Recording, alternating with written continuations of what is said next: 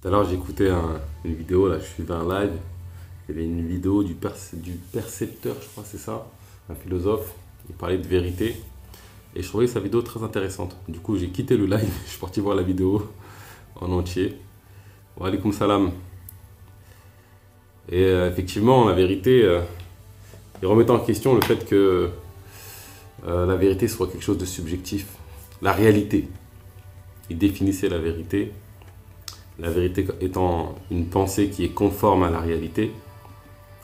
Et il mettait en avant, et moi je suis assez d'accord avec ça, avec le fait que la vérité, la réalité est absolue. Une chose n'est pas vraie et fausse en même temps. C'est pas chacun sa vérité. La vérité est telle qu'elle est. Peu importe l'observateur, que je la constate ou pas. Si, je sais pas, en Afrique, il y a un enfant qui pleure, que je le vois, que je le vois pas, la réalité absolue, c'est que l'enfant il pleure à cet instant précis. C'est tout. Il y a la réalité du faux égarement. Ok, ça c'est intéressant ça. Alors, la réalité du faux égarement. Le faux égarement, ça veut dire que c'est un vrai égarement qui est réel. Je suis pas sûr d'avoir bien saisi ta question ou ton message. Ah, également, ouais. Il y a la réalité du faux également. Oui, effectivement. Le faux, l'illusion est réelle.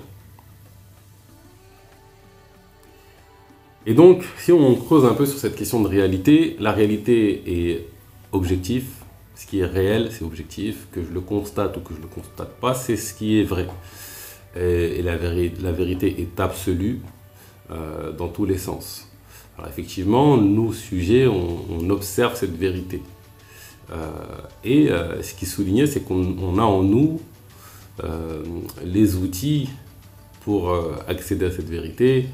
Il parlait de logique, la logique est l'un des outils. Moi, je rajouterais aussi notre observation, même si on observe avec des yeux subjectifs. Mais l'observation peut être conforme à la réalité, comme elle peut être illusoire. Et je pense que c'est ça toute notre difficulté à nous les humains, c'est accéder à cette vérité telle qu'elle est, la contempler telle qu'elle est, et non pas se bercer d'illusions. Parce que quand on regarde la vie, le monde ne nous ment pas, jamais en fait. Si jamais j'observe une situation, ou même une personne qui me raconte des bobards, est-ce que c'est la réalité qui m'a menti, ou est-ce que c'est moi qui a mal perçu la réalité? C'est une vraie question ça. Est-ce que c'est la réalité qui m'a menti, ou est-ce que c'est moi qui ai mal perçu la réalité? Et dans tous les cas, c'est moi qui perçois mal la réalité. La réalité, elle est telle qu'elle est, que je sois content ou pas content, que je veux l'accepter ou pas, elle est telle qu'elle est. Et moi, j'ai le libre arbitre de l'accepter telle qu'elle est, j'ai la capacité ou pas d'observer telle qu'elle est, mais pour autant, elle reste telle qu'elle est. Et à chaque fois que je me fais des illusions, ça ne vient pas de la réalité, ça vient de moi. Salam alaikum. Wa alaykoum salam. Attends, je vais mettre mes écouteurs, comme ça je serai plus à l'aise. Ça risque de couper un petit temps. Alors, est-ce que mes écouteurs ont été mis là? Hop, 30 secondes. Je vais mettre mes écouteurs, je serai plus à l'aise. Ah, voilà, c'est mieux. Wa alaykoum salam, comment ça va? Eschatologie. Ça va, Hamdoulah, tu peux me tutoyer. Hein. Ok, très bien. Je suis un peu tes lives de temps en temps. Ah oui? Ouais, je regarde, j'aime bien. Instructif ou pas? Ouais, si c'est intéressant, j'observe, j'écoute, je regarde un petit peu. J'aime bien, c'est instructif. Sinon, j'écouterais pas. C'est l'approche du Coran, essayer d'avoir une approche de recherche de vérité, j'ai envie de dire. Je me trompe ou c'est pas ça? C'est comme ça qu'Allah nous demande d'être. Avant d'être musulman, il nous demande d'être Hanif. C'est le premier pas. Hanif est celui qui va raisonner comme Ibrahim alayhi salam. C'est faire ce travail de raisonnement. d'épuration, d'identification par épuration. C'est ça. Et est-ce qu'on a les moyens en nous de faire ce chemin d'accès à la vérité ou pas? Absolument, puisque Allah subhanahu wa ta'ala, il nous a dotés, à partir d'Adam, du ruh. Le ruh étant la science et la morale, émanant d'Allah lui-même. Donc oui, on a les capacités. Pourquoi dans ces cas-là, Allah il dit Afala ta'qiloun? Pourquoi est-ce qu'il nous demande constamment de réfléchir quand d'autres te disent non, tu es trop bête, tu peux pas réfléchir, tu vas laisser ça à quelqu'un. Si tu savais le nombre de fois où j'entends, mais il ne faut pas penser par soi-même. Ah bon? Donc non, j'entends beaucoup de fois, je dis pas je suis d'accord. Donc tu vas clairement à l'encontre de la parole d'Allah. C'est ça. Clairement. Salam alaikum, vérification. Salam, vérification, bienvenue. Wa alaikum salam, mais je précise que je suis pas musulman. Ah merde, là, on va là c'est chaud pour toi. Hein. Dis-nous, est-ce que tu veux nous partager quelque chose ou poser des questions? Je me posais des questions sur le sujet du sens du Coran. En gros, j'ai appris que le texte en lui-même n'a pas changé depuis la période initiale. Mais ce dont je suis pas très sûr, c'est le sens en fait qu'on donne à chaque verset. Je prends un exemple très précis. Parfois, il y a des versets et on dit de ces versets-là qu'elles parlent de phénomènes scientifiques. J'ai un exemple en tête. C'est Dieu qui... Voilà, je commence. Au départ, le ciel et la terre formaient une masse compacte. Et voilà, Dieu les a séparés par la suite. Donc là, quand certaines personnes lisent ce verset, ils comprennent que Dieu est en train de nous parler du Big Bang, en quelque sorte. Wa alaykoum salam. Donc, vas-y, moi, je pourrais... D'une réalité. Je suis d'accord je suis parfaitement d'accord avec quelqu'un qui pourrait penser ça. Mais je me dis que dans la période initiale, les gens ne comprenaient pas ce verset-là de cette façon-là. Ouais. C'est comme si le sens avait un peu évolué. Voilà. En quoi c'est un problème ça? En fait, ce serait moi, bon. Je comprends quand ce verset-là, mais voilà, quand on me traduit de cette façon-là, je comprends bien ce sens-là. Mais placez-vous dans la société du 7e siècle, quelque part entre Médine et la Mecque. Je pense pas que les personnes ont compris ce verset de cette façon-là. Exactement, c'est tout le miracle du Coran. Il y a une partie. C'est pas dans le Coran, ça, est-ce que... Ah, si. Qui l'a cité, là? Ce qu'il a cité, si, c'est un verset qu'il a cité. Ah oui? Oui, ça c'est une partie du Coran. Et une partie du Coran, elle est scientifique. Elle est dans la partie du Coran qui est Louh al-Mahfoud. C'est tout ce qui est création et loi physique. Donc Allah subhanahu wa ta'ala, il donne aux nabis, parce que c'est la fonction du nabi et non la fonction du rasoul. La fonction du nabi, c'est donner les enba min al-ghib, les nouvelles de l'invisible. Donc ça en fait partie. C'est ça le miracle, c'est que par rapport aux autres nabis, les miracles alors que le miracle du Coran, c'est dans le temps. Au fur et à mesure du temps, on va découvrir les choses. Et c'est là que... L'envie de Ken. Donc ça, c'est ayat mutashabihat. C'est pour ça qu'Allah dit c'est ça? C'est pas ce verset-là dont il parle, mais... Quand Allah il parle des choses que nous ne connaissons pas et que nous connaîtrons qu'avec le temps, quand il dit ما يعلم تأويله إلا هو, vous connaissez le ta'wil des versets. Il faut comprendre ce terme ta'wil. Ta'wil, ce n'est pas juste je propose une hypothèse. Non, le terme ta'wil, il veut dire la compréhension finale, telle qu'Allah l'a montré. C'est ça le ta'wil. Mais le ta'wil ne peut être fait sans ce que Allah appelle al-basar, idrak ou ru'ya. Ces trois éléments pour justement arriver à la compréhension voulue par Allah, la compréhension finale. Pour qu'ils comprennent la vérification. On en a la preuve dans l'assaut, dans Tu peux les traduire les trois termes que tu as dit. Alham. Tu peux les traduire les trois termes que tu as dit là pour qu'ils comprennent la vérification. Al-Basar. Al-Basar, c'est la vision interne. L'idrak, c'est ce qu'on appelle la. Comment je pourrais te déclarer idrak? Juste la vision externe. Attends, je te donne la parole juste après. Juste on la laisse finir. La validation. Ou la vérification. Et ru'ya, c'est la compréhension. D'accord. Donc c'est trois éléments pour justement arriver au ta'wil. Le ta'wil, on en a la preuve avec l'histoire de Youssef alayhi salam lorsqu'il raconte le rêve. Il prononce justement ce terme ta'wil. Le ta'wil, c'est vraiment une fois que c'est la chose à la finalité, voilà ce que ça va donner. C'est pas juste une interprétation. Ce terme-là ne veut pas dire juste interpréter. C'est quoi? C'est le sens véritable, c'est ça, tu veux dire? C'est ça, le sens véritable fini. Juste, ma sœur, j'ai une question. Enfin, plusieurs questions en fait. Juste premièrement, comme ça on aura établi, t'es de quelle croyance, ma sœur? Je suis musulmane, monsieur. Plus précisément dans l'intra. Moi, je suis Hanifa muslima, tel que Allah il le demande. Faqim wajhak lid-din Hanifa. D'accord. Attends, on va faire. D'accord. Juste, est-ce que tu vous prends... connaissez Din Hanifa? Vous m'avez posé une question, moi je vous ai répondu, maintenant répondez. Non mais attends. Attendez. Doucement. Écoutez-vous. Moi, ce que je te demande, c'est... Je t'ai posé la question à savoir est-ce que tu connaissais Din Hanifa? Non, ne stresse pas. Verset 30.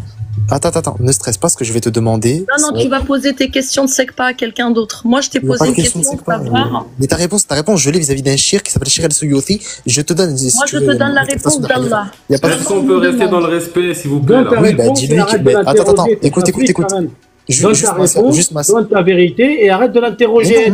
Moi, c'est pas ça mes méthodologies. Moi, je suis les méthodologies des salafs. Et vis-à-vis des méthodologies de comment ma dialectique je arrête de l'interroger. Attends. Mais non, mais attends, tu fais exprès ou quoi? C'est juste. Bah non, je fais pas exprès, c'est n'importe quoi. Ne coupe pas la parole comme un hayawan, s'il te plaît. Moi, dans ma méthodologie, c'est que moi, je finis de. Tu utilises des termes comme ça, arrête de faire le parasite. Moi, dans ma méthodologie, c'est quoi? C'est que je pose des questions jusqu'à la fin. Et ensuite, quand j'aurai mis mon point final, elle pourra me poser des questions. Mais tu fais exprès ou quoi? C'est Abu Hanifa rahimahullah. Tu as le droit de poser des questions, mais pas à l'inverse. Non, je finis de poser mes questions, ensuite tu pourras poser tes questions. Ça s'appelle une dialectique. Ça s'appelle une bonne dialectique. Qui est-ce que tu te prends, dis-moi? Eh bien, pour quelqu'un qui suit les salafs, simplement. Ah, tu suis les salafs. Allah, qu'est-ce qu'il dit? Allah, qu'est-ce qu'il te demande? Allah, il nous demande de suivre sa parole et la parole du prophète Mohammed sallallahu alayhi wa sallam. Et le prophète Mohammed sallallahu alayhi wa sallam. Tu viens de me dire à l'instant, tu suis les salafs. Au lieu de suivre al-kitab, mais tu fais exprès ou pas? Allah, toi, tu suis un tel. Non, on dit pas kalam Allah, on dit al-kalam ou Allah. Déjà, premièrement, t'es un arabe. Kalam Allah. On a kalam Allah, pas kalam Allah. Non, c'est pas comme ça. Donc, deuxièmement, attends, deuxièmement, j'ai une question, ma sœur. Va poser tes questions à quelqu'un d'autre, je te réponds pas, moi. T'as donné une mauvaise définition du ta'wil. Déjà, c'est pas ça le ta'wil. C'est pas ça le ta'wil. Abdel Salam. On n'est pas là pour faire un concours de quéquettes. Non, mais c'est pas ça, c'est que regarde. On est là pour échanger dans une recherche de vérité. Oui, je suis d'accord. Donc, on est là pour le haq. On est là pour le haq, sinon on serait pas là. Eh ben, il n'y a pas de haq. Parle et on verra si c'est le haq. En fait, écoute, Bakary. Attends 2 secondes, mon frérot. J'ai l'impression, Bakary, t'as vu, t'es quelqu'un de respectable, etc. Il n'y a pas de souci. Juste, quand par exemple, il y a Islam des origines qui fait le parasite, quand il y a par exemple cette sœur qui commence à poser des questions, à rétorquer sans un brin, sans un sou, alors que je non, dis-moi ce que t'es sunni. Qu'est-ce que vous voulez faire? Non, il n'y a pas qu'est-ce qu'il voulait faire. La sœur, elle expliquait humblement, gentiment à tout le monde, à qui veut bien l'écouter, quelque chose qu'elle croit. Eh bien, on la corrige sur ces définitions parce qu'elles ne sont pas comme un chien enragé. Et tu l'attaques et tu lui demandes des choses. Tu es en train de l'interroger. Mais quelle attaque? Je demande sa croyance. Dans ces cas-là, explique le terme ru'ya avec le prophète Youssef. Je vais te donner ma croyance. Non, mais tu fais exprès quoi? Je vais te donner ma croyance. Le terme ru'ya. Si tu es véridique, tu donnes ta preuve. Bon, attends, ce qu'on va faire, je vais mettre une personne. Attends, écoutez. Attendez. Là, je vais faire descendre si ça continue. Ce que je vais faire, c'est que pour qu'on puisse avoir des échanges constructifs, je vais mettre une personne en grand, c'est celle qui parle. Ouais, mais non, mais moi, j'aime pas les 2 minutes. Non, mais moi, Non, je je ma vais pas croyance, faire si 2 tu veux. minutes. Je vais pas faire 2 minutes. Juste, tu C'est pas seras- très tu bien. es grand, Ah, tu poses ok, tes ok. questions, tu poses tes questions. Ensuite, une fois que tu as fini tes questions, je passe la main. Vas-y, Sinon, vas-y. Bravo, sinon, Bakary, là, vas-y. on discute pour rien, là, en fait. Ouais, vas-y, mais moi, je veux bien commencer, parce que, vas-y, bien vu, merci. Vas-y, Barakallahu explique-nous ton point de vue et partage-nous ton point de vue. Vas-y, parfait, barakallahu fik, akhi. Moi, en fait, déjà, premièrement, c'est que, en fait, moi, ce qui m'a interpellé, c'est que cette sœur, elle a donné une mauvaise définition du ta'wil. Déjà, premièrement, déjà, elle a dit ta'wil ou je sais pas, bref. Déjà, c'est ta'wil, et déjà, elle a dit quoi? Elle a dit que c'était justement une interprétation directe, essentielle et véridique. C'est pas ça, le ta'wil. C'est absolument pas ça. C'est même l'inverse. Le ta'wil, déjà, non, on va faire simple. Je vais même pas encore te donner la définition. Je vais te poser la question de qu'est-ce que le ta'wil, déjà, premièrement. Deuxièmement, quand je t'ai posé c'est quoi ta croyance? C'est parce que, justement, t'as émis des suppositions et des affirmations qui, moi, étaient en l'encontre de mes croyances. Et c'est pour ça que je t'ai demandé ta croyance. Tahwil, c'est l'interprétation. Non, attends. Non, c'est pas Laisse-le finir et ensuite je vais tourner la parole. Laisse-le Oui, finir. voilà, merci. Donc, juste pour répondre à ce que tu as dit là, non, c'est pas l'interprétation de ta'wil, c'est même pas ça. Ah ouais, ça veut dire quoi? Attends, laisse finir. Tu peux même le corréler avec le tahrif, c'est même pas ça. Donc, deuxièmement, juste, et pour finir, moi, Non, mais ta'wil, ça veut dire quoi, ta'wil? Attends, mais t'auras ta parole. Attends. Juste, mais je vais lui dire après quand on m'aura donné sa définition. J'ai posé une question. Non, Maintenant. moi, je te donne ma définition, je t'ai dit ça veut dire interprétation. Eh ben, non, mais j'ai posé la question à elle, ça veut dire j'attends sa définition et ensuite je la rétorquerai. Ensuite, maintenant, ce qui va être intéressant, c'est de voir elle m'a dit quoi? Elle m'a dit oui, tu suis les salafs, etc. Le Allah, il t'a demandé de suivre justement que le kitab, al-kalam ou Allah. Ensuite, le prophète Mohammed sallallahu alayhi wa sallam. Je vois qu'en plus elle a écrit quoi? Elle a dit moi je ne te réponds pas. Bon bref, on voit déjà la méthodologie qu'elle emploie. Ouais, moi, je vais te répondre, y'a pas de problème. Oui, attends, d'abord j'attends qu'elle me dise de vive voix, qu'elle ne répond pas, qu'elle Elle ne t'a fera dit pas de même répondre. déjà, elle t'a dit de même qu'elle Est-ce ne que pas tu as te répondre. fini, Abdel Salam? Moi j'ai fini, j'ai posé mes questions, akhi, barakallahu fik. Ok. Du coup, est-ce que tu veux répondre ou je donne la parole à Franck? Donc, moi, j'ai une question, Abdesalam. Est-ce que tu suis la croyance des salafs? Oui. Est-ce que tu suis la croyance d'Ibn Taymiyyah? Ibn Taymiyyah? Oui, je Ouais. suis Ibn Taymiyyah. Allah, c'est qui et il est où pour toi? Allah, c'est Dieu, tout simplement, si on peut donner une définition très classique. J'entends par Dieu un être nécessaire. Donc, quand tu dis il est où, je vais te dire qu'il s'est élevé au-dessus de son trône, tout simplement, et qu'il est au-dessus de toute chose, de toute création. Parce que moi, si tu veux, j'ai un texte, si tu veux, je peux te le mettre. Tu lis l'arabe, toi? Mais non, l'arabe, je suis en train d'apprendre à lire, mais je parle. Parce que si tu veux, je peux te mettre un livre, même, je peux même te donner la page et la référence, où selon Ibn Taymiyyah, t'as vu le hadith que le prophète a fait l'ascension? Oui. T'as dit quoi? Tu connais le hadith selon le voyage du prophète? Oui, ensuite, vas-y, continue. Tu connais la vision que, selon ce hadith, la vision que le prophète a eu d'Allah? Oui, ensuite. Tu peux me le dire ou pas? Ensuite, tu parles de quoi? Tu parles justement de la vision d'un jeune imberbe, etc., vis-à-vis d'un rêve, c'est ça? Ouais. D'accord. Alors, regarde, moi, je peux t'expliquer par rapport à ça. Attends, Ibn Taymiyyah, lui, dans sa croyance, il affirme bien que ce hadith, il est sahih. Oui. Et il ne réfute pas cette description d'Allah. Est-ce que tu as cette croyance que Allah est un jeune homme imberbe avec des talons, des souliers en or allongés sur un lit? D'accord. Ça, c'est une vraie description de Dieu, ça? Ok. Attends. Vas-y, pose toutes tes questions si tu répondrais. Oui, Vas-y. dans des grands savants sunnites, si tu veux, dont Ibn Taymiyyah, qu'on appelle Cheikh el-Islam, Bakary, L'islam, oui. lui, dans sa croyance, il dit que Allah est un jeune homme imberbe aux cheveux bouclés. Non. Il sort cette croyance-là d'un hadith.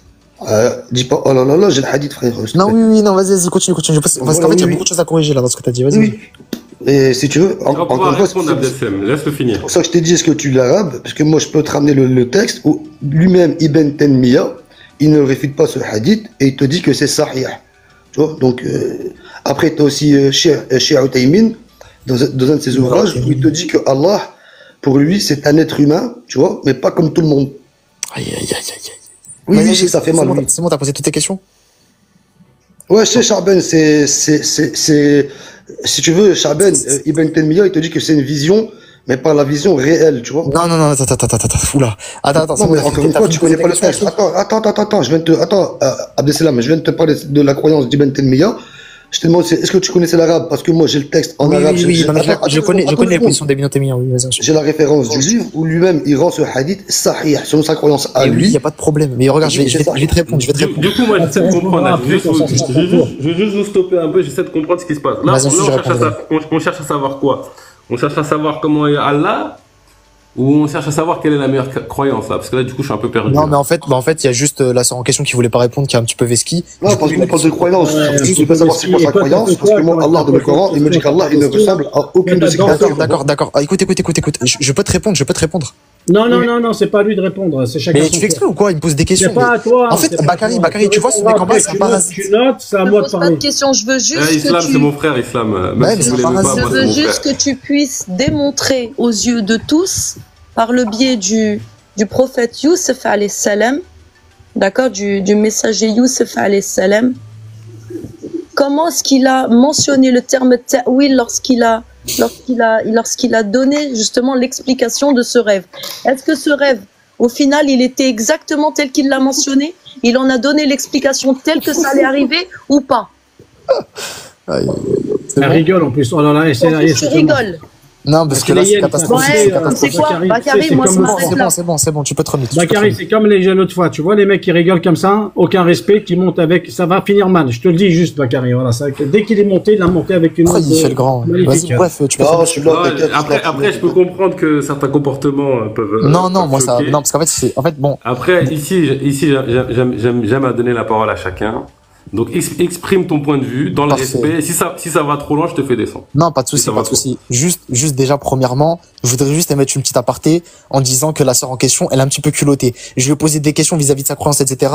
Et je lui ai posé des questions sur le terme ta'wil, où on demande bien une définition, et elle avait ce qu'elle a dit, je ne te répondrai pas, elle ose poser une question vis-à-vis même du ta'wil. Et encore une fois, elle donne une mauvaise définition, elle utilise mal le mot ta'wil vis-à-vis de cette interprétation. Enfin bref. Corrige ta question, ensuite je répondrai. Meuf. Juste pour répondre à Franck, il y a pas mal de catastrophes dans ce que tu as dit, je vais te dire pourquoi.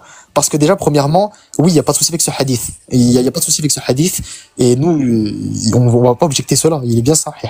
Maintenant, nous, ce qu'on va te donner, ce qu'on va te dire quoi? On va te dire premièrement, bon, je vais essayer d'être méthodique. Allah, il est comment? Allah, nous on sait, d'accord? Bon, moi, dans ma croyance, je vais te dire quoi? Je vais te dire que Allah, on va lui affirmer ce qu'il a affirmé, ce que le prophète a affirmé. Et par la suite, on va objecter ce qu'on lui objecte. Maintenant, tu dis quoi? Tu dis oui, Allah ne ressemble pas à sa créature, mais on nous dit quoi? On nous dit justement qu'il ressemble à sa créature en étant un jeune, un berbe, etc. Enfin bref. En fait, nous, ce qu'on va te dire, d'accord, et c'est même dans la compréhension des rêves en islam, nous, dans notre religion, les rêves, ils ont une signification. Premièrement, je pense déjà, je te jure, hein, je pense que tu as cité Ibn Taymiyyah, tu as cité Ibn al-Uthaymin, rahimahullah, mais le problème c'est que rahimahullah, bien sûr. Oui, mais le problème en fait c'est que même eux se sont exposés en fait vis-à-vis de la compréhension des rêves en islam. Et je vais te dire comment ça marche un rêve en islam. Un rêve en islam, il y a une signification, d'accord? Non, mais c'est pas un rêve. Notamment, je vais te donner un exemple juste après, mais les rêves en islam, ils ont des significations, et notamment des significations imagées par moment. D'accord? Je vais te donner un exemple.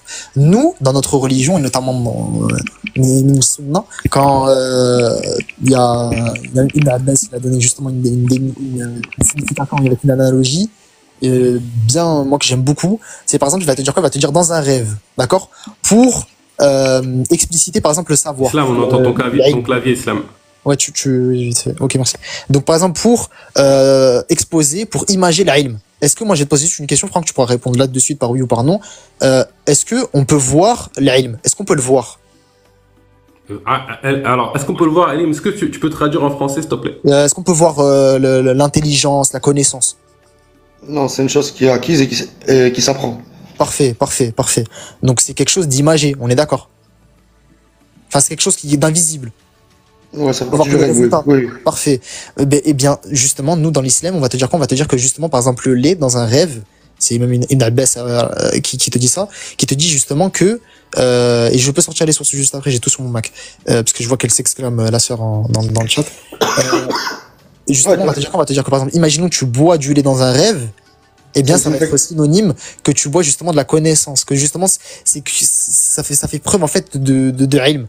Deuxième, Ouais, deuxième je vois ce que tu veux analogie. dire, je vois ce que tu veux dire. Ouais, Mais sauf que moi, je te donne même un autre exemple. Deuxième analogie, par exemple, pour le vin. Imaginons que tu bois du vin où il y a une image de vin, etc. dans ton rêve. Justement, ça va être une analogie justement avec le haram, par exemple. Tu vois?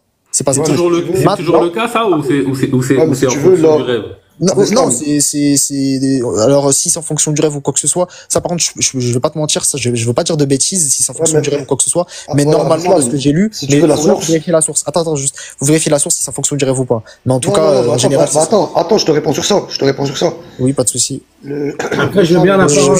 J'ai pas fini l'argumentation. Je J'ai juste te pas passe fini- la parole juste après, Islam. Mais j'ai Juste pas fini après, l'argumentation, Franck. c'est pour ça. Non, Juste, attends. Franck, est-ce que tu Attends. permets de finir l'argumentation? Attends 2 secondes. Parce que toi, en fait, toi, t'es parti sur un élément, c'était un rêve. Mais Ibn Taymiyyah, lui, dans son livre, il te précise que c'est une vision réelle. Oui, mais attends, Donc, toi, attends 2 secondes. Toi, tu pars sur une base de rêve, alors Shir Ibn Taymiyyah, lui, il te dit non, il te dit que c'est une vision réelle. Pour ça, j'aimerais que si Charben, il peut monter, comme ça, moi, je mets le texte en arabe, qui voit que je suis pas un menteur, tu vois. Non, mais il n'y a pas de souci. Mais justement, faut que tu me sortes justement la source exacte. Et après, on va voir justement les paroles d'Ibn Taymiyyah. Et par la suite, qu'est-ce qu'il a dit? Parce que Ibn Taymiyyah, c'est En gros, moi, ce que j'essaie de comprendre un peu, c'est le terme, j'ai plus le terme en question, le terme de vérification, là. C'était ça un peu le terme. Est-ce qu'il s'agit d'un truc en lien avec un rêve, c'est ça? Ou Tu est-ce veux que la c'est en source lien Charben, le livre, c'est Beynout Elbis, Al-Jahmiyyah, d'Ibn Taymiyyah, le tome 2, la page Tu sais que ce livre, 1290. tu sais que ce livre, Ibn Taymiyyah, il est revenu sur pas mal de ses positions. Là, faut que je vérifie sur mon ordinateur. Ouais, ben vérifie. Mais Tiens, regarde. je précise. Faudrait que je vérifie. Beynout Elbis, Ouais. Al-Jahmi, tome 2, la page 1290. Attends, écris dans le chat, s'il te plaît, comme ça, moi, je ferai un Vas-y, je vais te copier. l'écrire. Parce que j'ai pas mon Mac avec moi, il est dans mon appartement étudiant. Je fais un petit recherche. Regarde, Charben te dit, on connaît, c'est vieux ça. Je suis pas qu'être, tu vois, je parle pas Non, mais il n'y a pas de souci, je te traite pas de code dev. C'est juste, bien évidemment, moi, je demande les sources. Et après, comme ça, je regarde la source et ensuite, j'avise. C'est normal. Mais juste pour finir l'argumentation, par rapport au rêve, en fait, ça va être la même chose pour Allah. Allah, justement, on ne connaît que ses attributs, d'accord, on va dire de ses composants, d'accord, enfin, du moins de ses propriétés. C'est-à-dire le wedge, l'yed, etc. Ça, on le sait, il n'y a pas de souci. D'accord, au niveau de ses attributs, ça, on peut l'affirmer. Au niveau de l'interprétation du rêve, justement, en question, nous, ce qu'on va te dire, c'est qu'Allah, il s'est imagé par ce rêve. Il ne sait pas justement donner sa vraie forme. Il s'est imagé par ce rêve de par un jeune homme imberbe. Et ça, il n'y a pas de souci avec ça. Il n'y a pas de souci avec ça. Attends. Et c'est la même analogie avec le lait. J'essaie de comprendre. Hein. Dieu peut s'imaginer dans les rêves. Oui. Mais il peut pas s'imaginer dans la réalité. Comment ça, dans la réalité? C'est sa croyance, hein. Oh, il dit, nous, les musulmans, on est pardonnés. Oui, non, mais attends, qu'est-ce que tu entends dans la réalité? Que les gens comprennent bien dans la réalité matérielle. Ah, dans le matériel. Mais attends. Bakary. En fait, il y a une contradiction là.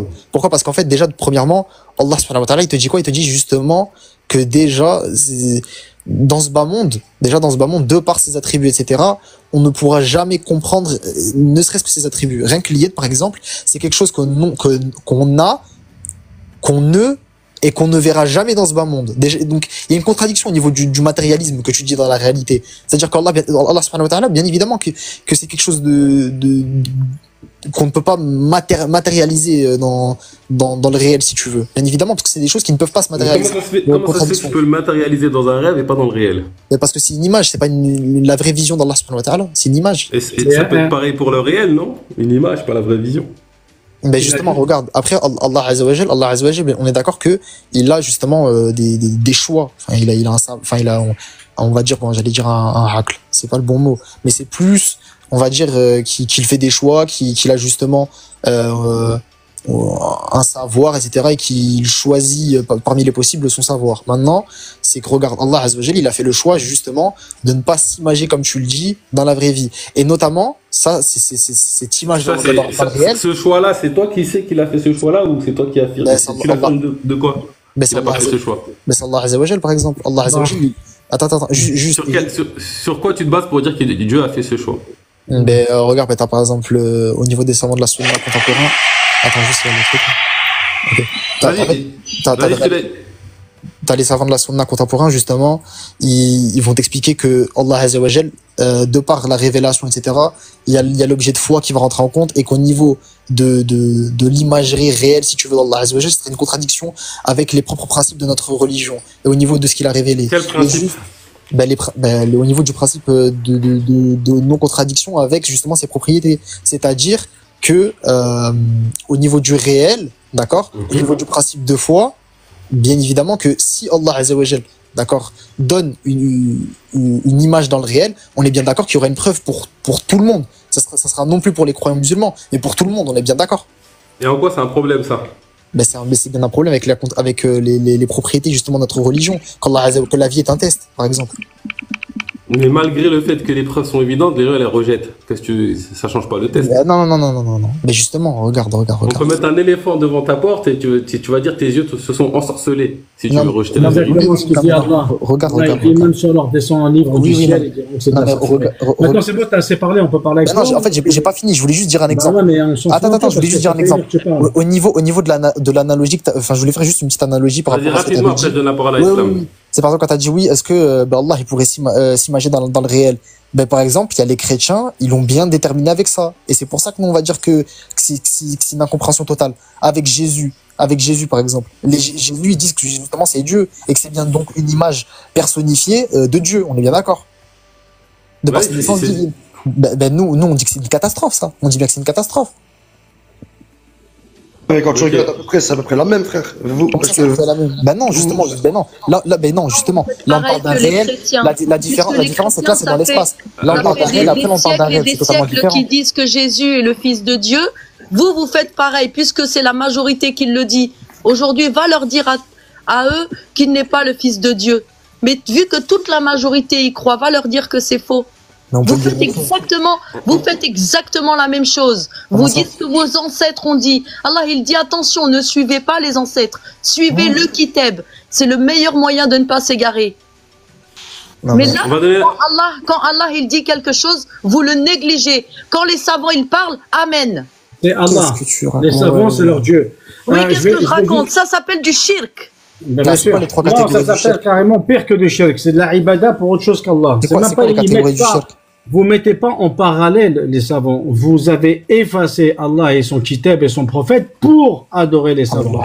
Donc là, il disait tout à l'heure, le frère, qu'il pouvait se matérialiser en rêve ou le voir en rêve. Mais ils oublient de dire que dans leur croyance, ils disent qu'Allah va avoir un pied en enfer, une de ses pieds en enfer, qu'il a réellement des mains. Le tashkhis chez eux, c'est chose courante, parce que quand Allah parle de ses mains, eux, ils voient vraiment des mains. Quand Allah parle de son pied, eux, ils voient vraiment des pieds. Et donc, quand tout à l'heure, le frère Franck, il t'a dit, tu suis qui? Il t'a cité nominativement le gars, et il t'a dit, voilà ce qu'il dit. Là, tu fais des galipettes, tu ressautes dans tous les sens. Mais le gars, répète, j'ai pas entendu. Il l'a pas dit qu'il l'a vu dans un rêve. Il t'a dit 2 fois, tu reparles des rêves, et le frère, il t'a dit non, c'est pas dans un rêve. Il a dit c'est pas dans un rêve. Donc du coup, à un moment donné, quand on a un savant qui dit que la grossesse, elle dure entre 2 et 4 ans, et quand on a un autre qui te dit que Dieu a des talons, astaghfirullah, hasher, ta'ala, c'est cool. Et quand tu as des gens comme ça qui partent dans tous les sens et qui nous sortent des inepties depuis plus de 1000 ans, vous, au lieu de vous remettre en question et de se dire, bon, allez, on va reprendre, on a le kitab, mashallah, on a la science, on a des choses. Allah, tu parles du ta'wil. La sœur, elle t'a expliqué c'est quoi le ta'wil. T'es monté, au lieu de parler avec elle, de lui proposer une contre-vérité, humblement, gentiment, t'es monté en l'interrogeant sur sa propre croyance, t'es monté en lui disant t'as faux, comme si toi t'avais la vérité absolue. Est-ce que tu comprends que le débat, tu le tues dans l'œuf comme ça? Parce que quand tu montes comme ça parler à des gens, et tu dis toi t'as raison et que l'autre il a tort, et ben tu tues le débat dans l'œuf, parce que l'autre qu'est-ce qu'il fait? Mais arrête de faire de la personne dans sa personne, et puis il va te dire ben non, c'est toi qui as tort, c'est moi qui a raison. Alors que si tu étais humble, chose que le prophète salam nous a appris, être humble, être comment dire, ouvert à la discussion avec les autres, c'est comme ça qu'il a fait avec son peuple, avec les peuples autour de lui, et parler avec les gens, donner ta vérité en toute modestie, et ben t'aurais eu plus d'écoute. Mais vu que t'es monté en savant fou et en connaisseur de la vérité absolue, et ben l'ego de tout le monde s'est réveillé, et tu te retrouves dans une situation comme ça. Et ça, c'est toujours la même chose. D'accord. On entend toujours le ta'wil dans l'histoire des Je peux répondre. Pourquoi Youssef a mentionné le terme ta'wil? Attends, je peux répondre. Juste une question là pour j'accepte pas pour rien. Est-ce que je peux répondre à tout ça, Bakary? Parce que là, il y a beaucoup de choses. Je vais te donner la parole à Desma. Attends 2 minutes. Attends, je finis ma sourate et j'ai fini. Vas-y, finis ta sourate. Dans la sourate Al-Araf, il y en a une autre. Il y en a 2, 3, 4 qui parlent du ta'wil. La sœur, quand elle a parlé de ta'wil, elle l'a pas sorti de sa tête. Est-ce que tu peux traduire le mot ta'wil, s'il te plaît, en français? Après, si tu veux. هل ينظرون إلى تأويله. Alors, attends, je vais la lire avant. الذين اتخذوا دينهم لهوا ولعبا وغرتهم الحياة الدنيا فاليوم ننساهم كما نسوا لقاء يومهم هذا وما كانوا بآياتنا يجحدون ولقد جئناهم بكتاب فصلناه على علم هدى ورحمة لقوم يؤمنون هل ينظرون إلى تأويله يوم يأتي تأويله يقول الذين نسوه من قبل قد جاءت رسل ربنا بالحق فهل لنا من شفعاء فيشفع لنا أو نرد فنعمل غير الذي كنا نعمل قد خسروا أنفسهم وضل عنهم ما كانوا يفترون. Allah dit هل ينظرون إلى تأويله يوم يأتي تأويله. Donc on voit bien qu'il parle du kitab. Et dans le deuxième verset que j'ai mis de côté pour vous, hein, où j'ai fait une. Faut traduire islam. Faut traduire pour les non-arabes. Moi je l'ai en arabe. Alors je l'ai en arabe, il faut que je te le trouve en français maintenant. Ouais, si tu peux traduire, ce serait bien. En fait, l'idée c'est qu'on comprenne un peu c'est quoi le sens du débat là. Le sens du débat, c'est que je pense que c'est un moyen d'accès à la vérité si je comprends bien depuis le départ. Le sens du débat, c'est que la sœur est venue avec une compréhension qu'elle tire du kitab. Elle le dit, voilà, tranquillement. On était tous là en train de l'écouter, et que quelqu'un d'autre vienne lui ramener de la contradiction du kitab et lui dire, écoute ma sœur, voilà moi ce que je comprends, voilà ce que les salafs m'ont dit, il n'y a pas de souci. Moi j'ai besoin de comprendre c'est quoi la vraie position de eschatologie par rapport au terme ta'wil, et c'est quoi la position de elle le disait tout à l'heure. Mais là c'est long là. Non, on se perd là, ça fait un moment. Bah oui, parce que là en fait là il divague sur beaucoup de choses, il a fait de la personnage. Et après le deuxième verset par rapport à ça, هو الذي أنزل عليك, toujours le kitab, هو الذي أنزل عليك الكتاب منه آيات محكمات. Parmi ce kitab, il y a des ayats muhkamat, clairs, hunna ummul kitab, qui sont la du kitab, wa akharu mutashabihat, et d'autres mutashabihat, avec des ressemblances. Fa'amma alladhina, écoute, fa'amma alladhina fi qulubihim, quant à ceux qui ont dans leur cœur zayrun, une déviation, ils vont suivre les mutashabihat, ceux avec des comment t'as dit Franck, des ressemblances. Minhu ibtira al-fitnata, ils vont suivre ça pour pouvoir faire la fitna, ou ibtira at-ta'wil, et pour essayer de faire ta'wil, ça toi tu comprends Bakary après ce qu'il veut dire Allah par ça, pour essayer de faire ta'wil, et Dieu te prévient, wa ma ya'lam ta'wiluhu, et ne connaît son ta'wil Allah. Il n'y a qu'Allah qui connaît son ta'wil de ces ayats qui sont mutashabihat, qui sont un petit peu ambigus. Le ta'wil, on est d'accord que c'est la véritable interprétation de cette ayat. C'est comme a dit Scato, c'est la véritable, avec les 3 conditions qui font que c'est la. D'accord, c'est bon. Donc, juste pour résumer. La vérité avérée, si tu veux. Oui, mais s'il te plaît, mets ton point final. Tais-toi, la mouche. Arrête de faire le parasite, arrête de me copier. Arrêtez d'insulter aux non, mais me copie, c'est la personnage depuis tout à l'heure, donc vas-y vite. Tu vois. Et là, Allah nous donne, je finis l'ayat, quand même si ça ne te dérange pas que je lise le Coran. Et ceux qui sont trempés dans le ancrés dans la science. Ancrés dans la science, nous y avons cru. Et là, tu vois, il y a quand même quelque chose qui pourrait te pousser vers ce ta'wil, et de qu'est-ce qu'il parle des ayat mutashabiyat. On a l'impression que ça, parce qu'il parle des gens de la science, il parle pas des gens du Coran, il parle des gens de la science. Donc il dit, et là eux ils reconnaissent, il dit amanna bihi kullun min 'indi rabbina, tout vient d'Allah, parce qu'à un moment donné ils sont tellement devant des vérités scientifiques ou ou des choses qu'ils ont compris avec le temps et qu'ils n'ont pas compris il y a 1000 ans, et ben là ils se disent ah, en fait ça vient vraiment de notre Seigneur parce que ça confirme ce qu'on vient de découvrir aujourd'hui. Et c'est ça qu'on voit tous les jours. Et depuis maintenant qu'on avance vers la haine, on voit que la science parfois elle nous éclaire sur des choses qu'on n'était pas forcément en train de comprendre. Et ça finit par il ne se rappelle que ceux qui sont avec un esprit. S'il te plaît, j'ai 8%, ça veut dire. Qui réfléchissent, tu vois. Ok, voilà. Alors juste pour recadrer un peu la question. En fait, ce qu'on essaie de comprendre là, c'est que veut dire le terme ta'wil. Je sais pas si je le prononce bien.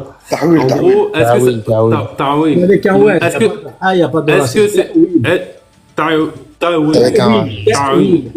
Il y a un et un bon, on va pas rester une heure sur ça. Excusez-moi. Faut me pardonner.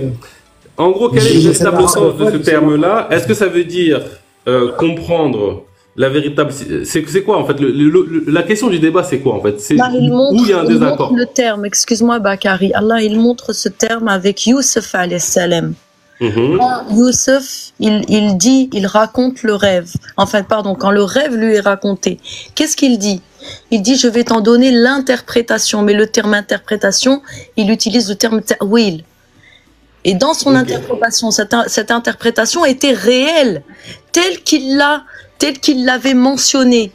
Le ta'wil, c'est une chose qui est réelle, finie. C'est l'explication terminée et réelle. D'ailleurs, c'est la véritable explication. Exactement. Salam alaikum.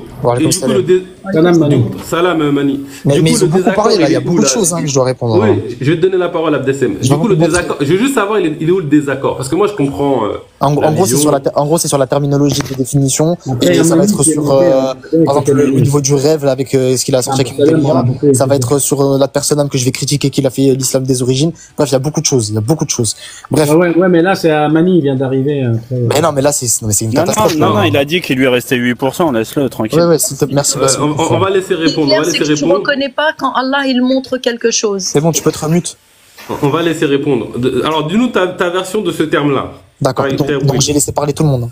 J'espère que vous êtes témoin. Oui, t'as surtout jacassé pendant que tout le monde parlait. Oui, non, j'étais mute. Donc, faut savoir que bon, il y a beaucoup de choses. On va faire les choses une par une, d'accord? Je vais revenir sur chaque chose qui a été dit d'abord en premier, ensuite je vais venir avec les derniers. Donc il y avait Franck. Mais là c'est long. Non mais toi, je viens à peine de commencer, s'il te plaît. Dis, arrête de bégayer et parle du terme. Laissez-le parler. Donc il y a Franck, déjà premièrement, Franck, donc déjà t'as dit oui, Ibn Taymiyyah, etc. Il dit que oui, c'est dans le réel, etc. Je te défie, d'accord? Je te défie de me dire que maintenant la vision d'Allah subhanahu wa ta'ala, si c'est ce que j'ai bien compris que tu m'as dit, qu'elle était dans le réel, d'accord, que c'était matériel, je te défie. C'est impossible que tu puisses me dire ça, qu'il y ait quiconque savant qui ait pu dire ça. Parce que dans tous les cas, je t'assure que si c'était un savant de la sunna, de Ahlus Sunna, il s'est repenti alors sur ses paroles. C'est nécessaire. C'est obligatoire. Attends, laisse finir. Par contre, essaie de pas bégayer parce que je comprends pas. Mais non, je ne bégaye pas depuis tout à l'heure. S'il te plaît, fais un effort. Ouvre tes oreilles et tais-toi.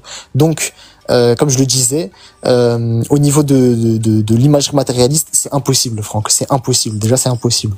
Qu'Allah c'est imagé matériellement dans le réel, c'est impossible. C'est soit par une vision, soit par un rêve. Il y a que ça. Il y a que ces deux cas de définition vis-à-vis de ce hadith. Et il y a quand tu dis c'est impossible, on est d'accord que ça vient de savants ou de. Oui, ça vient de savants. Ouais, ça vient pas d'Allah direct, ça. C'est impossible. Non, mais tu tiens pas de Dieu, ça, quand tu dis que c'est impossible. C'est normal, vu que le kalam Allah, ça vient, la dernière parole de le kalam Allah, c'était vis-à-vis du Coran. Que nous, on nous a transmis vis-à-vis des gens de la masse. Donc c'est normal. Non, ce que je veux dire, c'est il y a aucun verset du Coran qui te dit Allah, il fait pas comme ça, il fait pas comme ça. C'est toi qui as décidé de faire confiance à des savants. Mais c'est des savants qui... Attends, écoute, regarde, je vais être précis. Explique-nous ça, oui. Attends. C'est les savants, justement, de la Sunna, qui sont revenus vis-à-vis des interprétations des salafs, qui eux-mêmes, on a eu obligation de par le prophète Mohammed sallallahu alayhi wa sallam de les suivre. Simplement. Voilà. Là, je peux pas faire plus précis. Donc, directement, ça va du prophète Mohammed sallallahu alayhi wa sallam. Et de par ses obligations. J'ai une question à te poser, Abdel. Ouais, mais juste pour répondre juste rapidement. Est-ce qu'un savant est condamné à dire la vérité toute sa vie, ou est-ce qu'un savant, dans ce qu'il dit, peut dire des conneries? Un savant, après les salafs? Un savant ou un salaf, peu importe, les deux. Alors les salafs au niveau de leur ijma', etc., ils peuvent pas dire de conneries au niveau de leur ijma', etc. Ils sont condamnés à dire que des vérités toute leur vie. Les salafs, oui, au niveau du ijma', oui. Et au niveau, tais-toi, chute, arrête de faire le parasite. Non, je chute pas. Est-ce qu'ils peuvent se tromper? Mais je viens de te dire que les salafs, au niveau de leur ijma', non, ils peuvent pas se tromper. Est-ce qu'ils peuvent se tromper? Mais les salafs, non. Mais je viens de te dire non, les salafs. Non, ils ne se trompent pas. Donc, oui, au Il niveau a de dit leur non, ijma', il a dit non, c'est son avis. Il a le droit d'avoir son avis. Mais arrête de faire la parasite. Mais voilà, c'est on n'est pas obligé d'être d'accord avec lui. Tu viens commettre le shirk, tu commets le shirk et tu veux qu'on te suive. C'est quand même incroyable. incroyable. Qu'est-ce qu'elle raconte? Il a le droit d'avoir son avis. Il a le droit d'avoir son avis. On n'est pas d'accord avec lui. Il a des infaillibles, lui, pour poursuivre la discussion. Non, mais regardez, le problème. Il croit à l'infaillibilité des hommes. Non, mais regardez. Le problème, c'est que depuis tout à l'heure, cette Hayawen, depuis tout à l'heure, moi je la coupe pas, et elle vient couper. S'il te plaît, mute-toi et arrête de faire la parasite. N'insulte pas, s'il te plaît. Bah oui. N'insultez pas, sinon je vous fais descendre. N'insultez pas, sinon je vous fais descendre. Bah oui, mais le problème, c'est qu'elle fait que. La batterie, elle est pas morte Modère-la, je sais pas. Mais j'ai 4%. Non, il a le droit d'avoir son avis. On n'est pas obligé d'être d'accord avec son avis. Hakallah, je suis à moins de 10%. Oui, bah vas-y, qu'elle crève ta batterie.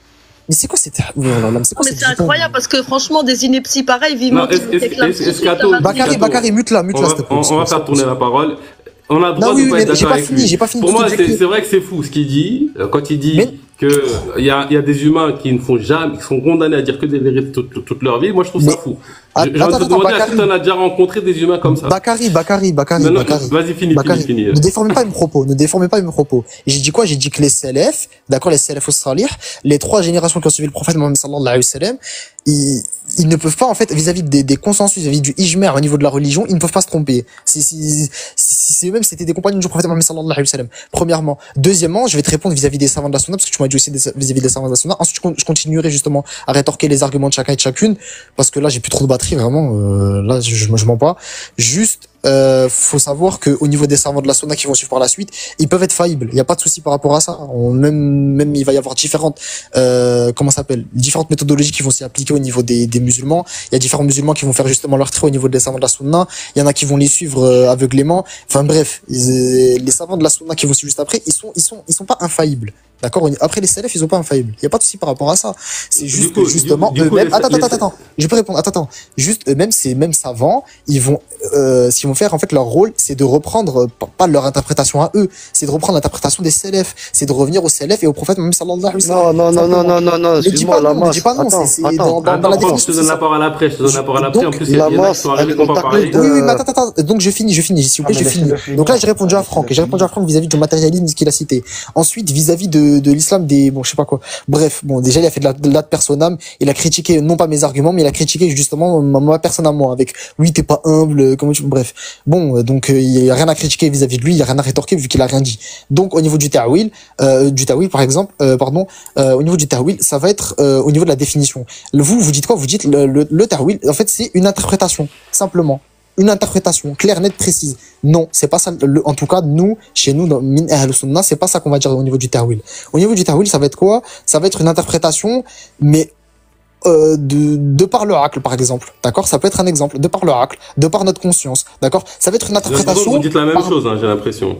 Non. En fait, regarde, eux, ils disent quoi? Ils disent oui, c'est une interprétation véridique, etc. Non, nous, on dit que c'est une interprétation qui est hors ce que le prophète Mohammed sallallahu alayhi wa sallam et Allah subhanahu wa ta'ala ont affirmé d'eux-mêmes. Et ça va être justement une interprétation, si tu veux, extrinsèque à ces deux individus. Ça va être une interprétation extrinsèque. Une interprétation qui n'est pas celle du prophète, en gros. Ni celle du prophète, ni celle d'Allah azza wa jal. Et deuxièmement, donc, en fait, pour toi, il y a une implication.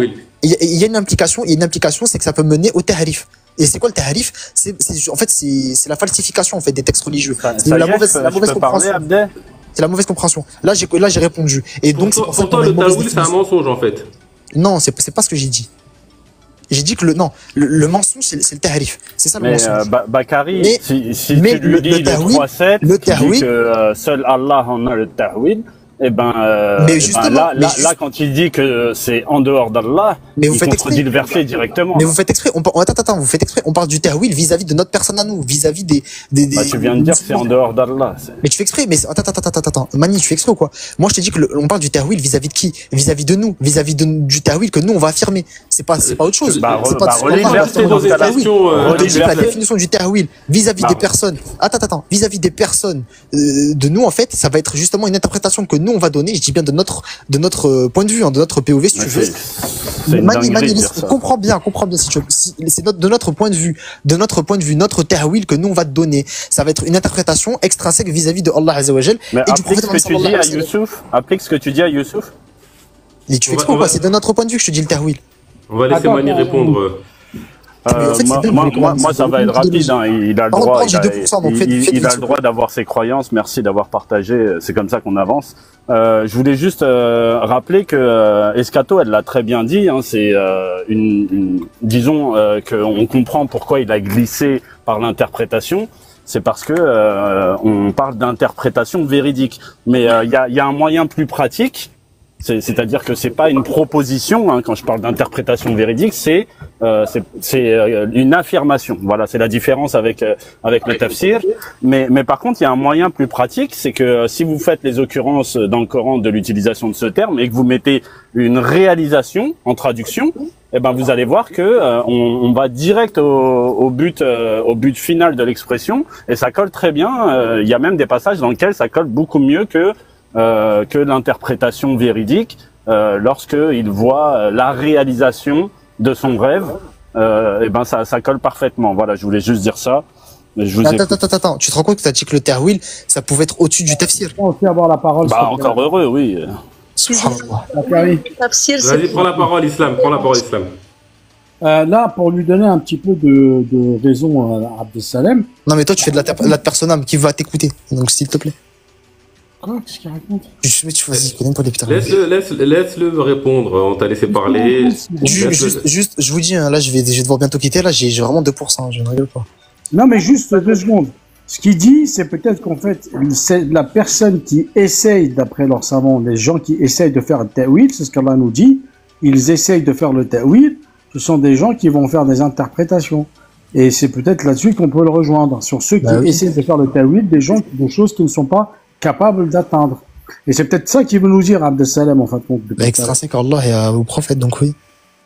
Non, mais la question, c'est est-ce que tout. Donc on est d'accord, en fin de compte.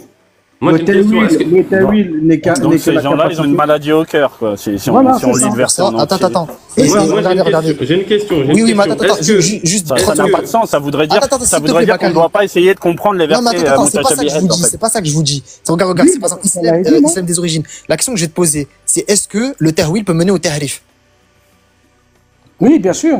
Ben voilà, mais parfait. Et attends. Est-ce que le tahwil peut mener à la vérité? Attends, et juste Mani, toi tu m'as dit quoi? Tu m'as dit que le tahwil pouvait être au-dessus du tafsir. Excuse-moi, mais laisse-le parler, s'il te plaît, parce que tu coupes tout le monde. Excuse-moi. J'ai 2%, je suis obligé.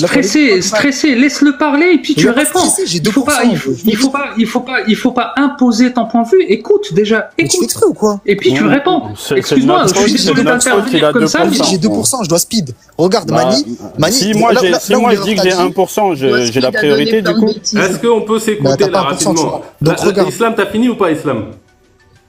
Oui, il a fini, j'imagine, vu qu'il s'est muté. Mais juste Mani. Vas-y, exprime-toi, Abdelaslam. Après, il y en a qui sont rentrés. Juste Mani, t'as dit quoi? Moi, je viens de te dire quoi? Je viens de vous dire, justement, le tahwil peut mener au tahrif. Même, justement, t'as l'islam qui a dit quoi? Qui a dit, oui, y a pas de souci par rapport à ça, on dit oui, que le tahwil peut mener au tahrif. Maintenant, tu m'as dit quoi, Mani? Tu m'as dit, oui, le tahwil, c'est au-dessus des tafsirs. Tu te rends compte de ce que tu dis avec même là, avec l'application que je vais te donner? C'est quoi le problème? C'est 2 choses différentes. Pourquoi? Tu connais pas C'est quoi la différence? Donne la définition de tafsil. Donne la définition de tafsir, c'est avec l'interprétation directe. Tafsir et de ta'wil. Donne-moi les 3 définitions. Écoute. Le tafsir. Je suis en train de te parler. Donne les 3 définitions. S'il te plaît, ferme. Donc maintenant, on a compris. Mais il faut lui parler comme un hayawan, celle-là. Donc regarde.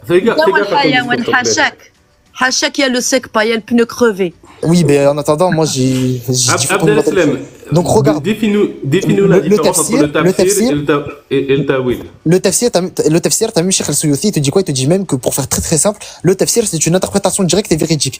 Alors que justement, le ta'wil, ça va être une interprétation extrinsèque à Allah et à Mohammed sallallahu alayhi wa sallam. Et justement, ça peut mener au tahrif. Donc ça ne peut pas être forcément nécessairement véridique. C'est faux. Moi, je vais te prouver par le biais de versets.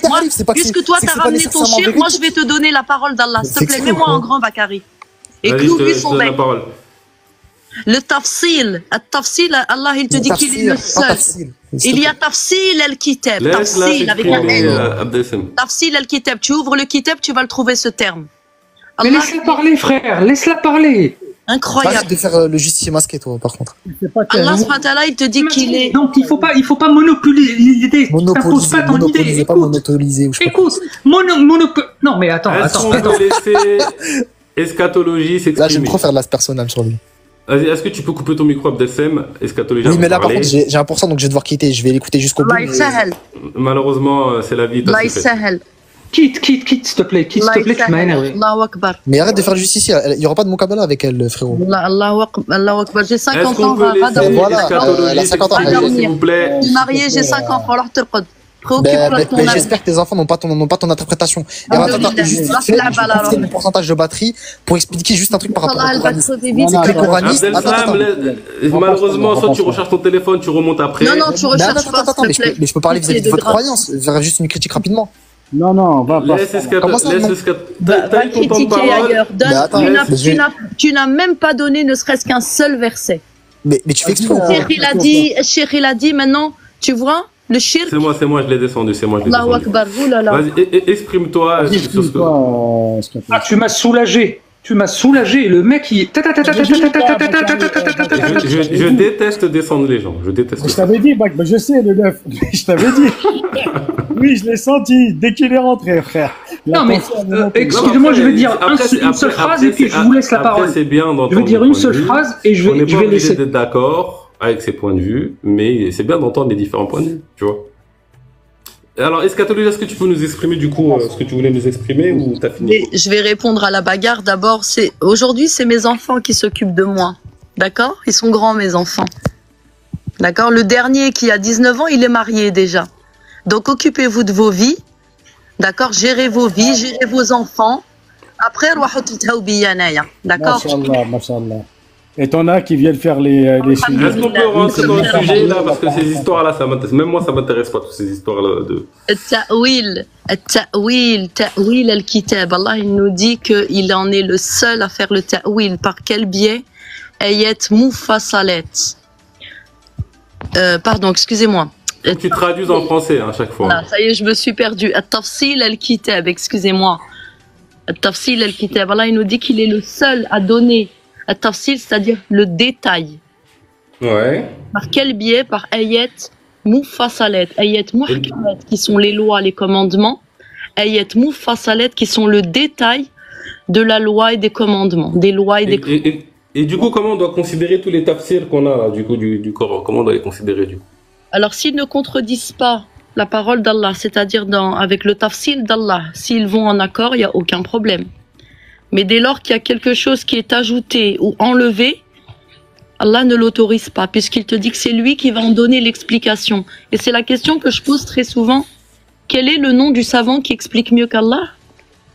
Si vous n'avez pas peur, puisque vous dites un tel, il a dit, donnez-moi le nom du savant qui explique mieux qu'Allah. N'avez pas peur? Okay. Et ta'wil, excuse-moi. Vas-y, je te laisse finir, après je vais donner la parole à ta'wil, on voit bien ce terme ta'wil avec Youssef alayhi salam. On ne peut pas réfuter ça. Youssef, il ne connaît pas l'avenir. Il ne sait pas ce qu'il allait advenir de ces deux co-détenus. Et pourtant, il a donné ce rêve avec l'exactitude de ce qui allait se passer. C'est ça le ta'wil. C'est l'exactitude de la chose finie. Moi, je vais juste résumer un peu la pensée d'Abdeslam, pour être sûr que je l'ai bien compris. Donc, selon lui, le ta'wil, c'est une manière d'interpréter qui n'est pas celle du prophète, ni celle d'Allah. Selon lui, hein, on est d'accord. Et que la seule façon d'interpréter à l'image du prophète et d'Allah, c'est le tafsir. C'est ce que j'ai compris de sa vision. Et que le ta'wil menait potentiellement à un autre truc qui est l'égarement. Si c'est pas ce qu'il a dit, Bakary, c'est pas ce qu'il a dit. Il a dit quoi alors du coup? Il a dit que le ta'wil, et c'est pour ça que moi je te dis, à un moment donné, je pense qu'on disait tous la même chose sans se comprendre. La sœur, elle dit que le ta'wil, c'est la vérité avérée. Et que le ta'wil, elle a donné un exemple très concret avec le prophète Youssef, quand il a fait le ta'wil, ce qu'il a dit, ça s'est avéré et acté. C'est pour ça qu'il a dit ta'wil, ok? Donc le ta'wil, c'est une vérité absolue et vérifiable. Et vérifiée. Sauf que selon Abdel-Islam, si le ta'wil vient d'un humain lambda, c'est pas possible. C'est de la merde. Non, c'est ce qu'il a dit. Hein. C'est ce qu'il dit, voilà. Donc lui, il dit qu'Allah et le prophète ont le ta'wil, et que c'est pour ça qu'Allah, dans le Coran, nous dit « Ya'lamu ta'wilahu illa Allah », il n'y a qu'Allah qui connaît le ta'wil. Et Rasikhun fa'al, mais ils n'ont pas de ta'wil. Rasikhun fa'al, mais ils constatent la vérité. Parce qu'ils disent « Ah, c'est la vérité qui vient de mon Seigneur ». Et si on part sur les deux paroles de ce garçon qui était un peu excité, dommage, parce qu'on aurait pu se trouver des ponts communs s'il était plus apaisé, et ben si on part sur ce qu'il a dit, sur ce que la sœur dit, on comprend que le ta'wil, c'est Allah qui le donne, et c'est une vérité absolue, et on retrouve ça dans le Coran, et que les gens qui essayent de faire le ta'wil pour faire la fitna, sur les mutashabihat, eux, ont eu un problème dans le cœur, et vont essayer de ramener des fausses vérités qui vont égarer. Et c'est là où leurs savants, ils sont partis là-dessus, je pense. Tu vois ? Ok, je vois, ouais. Ok, ça marche. Je pense qu'il y avait un pont entre les deux, sauf que voilà. Je pense que vous disiez peut-être à peu près la même chose. Après, moi, c'est vrai que j'ai cru comprendre ce qu'il disait, c'est que le ta'wil, s'il est fait par un mec lambda, c'est dangereux parce que ça peut mener à une forme d'égarement. C'est un autre terme, mais je l'ai plus en tête. C'est ça, mais c'est ça qu'il dit. Il dit que les gens qui essaient de faire du ta'wil à tout va, sur les mutashabihat, on est bien d'accord parce qu'on parle pas de n'importe quoi. Par exemple, je te donne un exemple. On va parler de An-Najm al-Thaqib. An-Najm al-Thaqib, ça parle d'une étoile perçante, qui perce. Ok? Et le mec, il dit, ah bah moi je sais, ça parle de Pégase, par exemple, d'une étoile. Wa alaykoum salam. Je vais faire tourner la parole. Il y en a qui sont montés depuis un moment, ils n'ont pas parlé. Bakary, il va prendre quelque chose qui est vague, qui parle de quelque chose d'abstrait et surtout de quelque chose qui dépasse toute notre connaissance, et il va donner une interprétation comme s'il avait la vérité absolue là-dessus. Tu vois? Alors que peut-être que dans 10, 15, 20 ans, la science prouvera que c'est vraiment pas ça du tout et qu'il y a une autre explication qui arrive. Tu vois? Ouais, je vois. Je pense. Et Scato te dit que le ta'wil réel, qui est la vérité avérée, tu ne peux l'atteindre qu'avec les trois conditions. Donc tu constates, enfin on l'a dit tout à l'heure les trois termes, le constat, c'est-à-dire que c'est bon, c'est devant toi. Al-Basar. En français aussi, hein. La vision réelle. On appelle déjà la vision interne. C'est pour ça qu'Allah il dit par rapport aux femmes, ne les regardez pas. C'est pas ne les regardez pas avec votre œil externe, non. C'est n'imaginez pas des choses avec elles. C'est ça qui est interdit. Al-Basar, les Idrak, ou Ru'ya, les trois. Ça, c'est les trois formes du regard. La vision interne, la vision externe et la compréhension. Ça, en tout cas, ça a du sens. Moi, ça me parle beaucoup, ça. C'est Allah qui le dit, c'est pas moi. Ouais, non, mais en tout cas, ça correspond à mon expérience de la réalité, ça. Du coup, je vais donner la parole à Esken. Je sais pas s'il est là ou pas. S'il veut partager quelque chose. Sinon, il y a Méa qui n'est pas parlé. Et puis, je pourrais pas lire ton nom. Méa, quelque chose. Okay, salut à tous et salam. Salut, salam.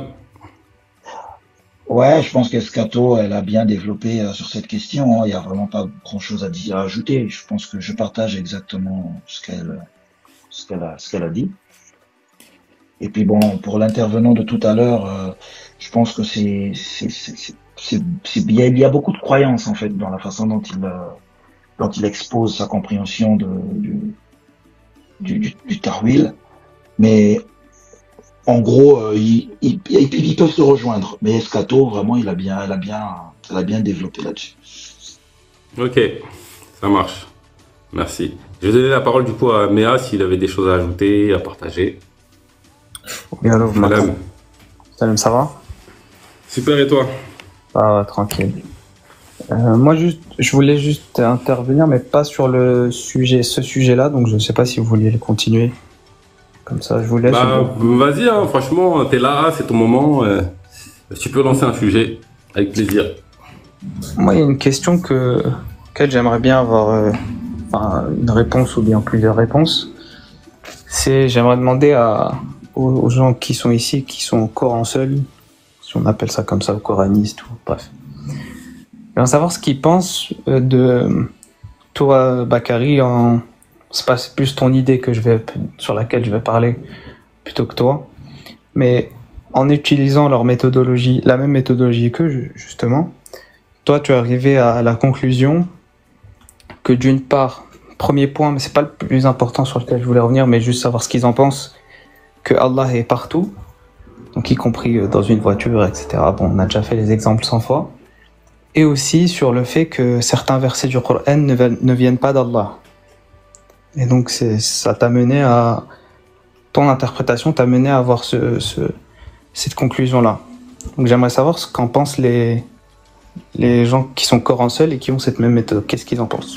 Voilà. Moi je pense que ça n'a aucun sens et avec une bonne discussion, on pourrait lui prouver par A plus B que ça ne tient pas. En tout cas, ça reste ma position. Hein. Ça reste ma position. Après, si je suis dans l'erreur, je veux bien savoir que je suis dans l'erreur, tu vois. Moi, je veux bien répondre. Vas-y, je te donne la parole. Ouais, s'il te plaît. Déjà, quand il fait une généralité par rapport à... Il y a quelque chose de très sinueux et en fait, c'est une manipulation dans la parole quand il a exposé la question. Je m'explique. Hein. Il a dit...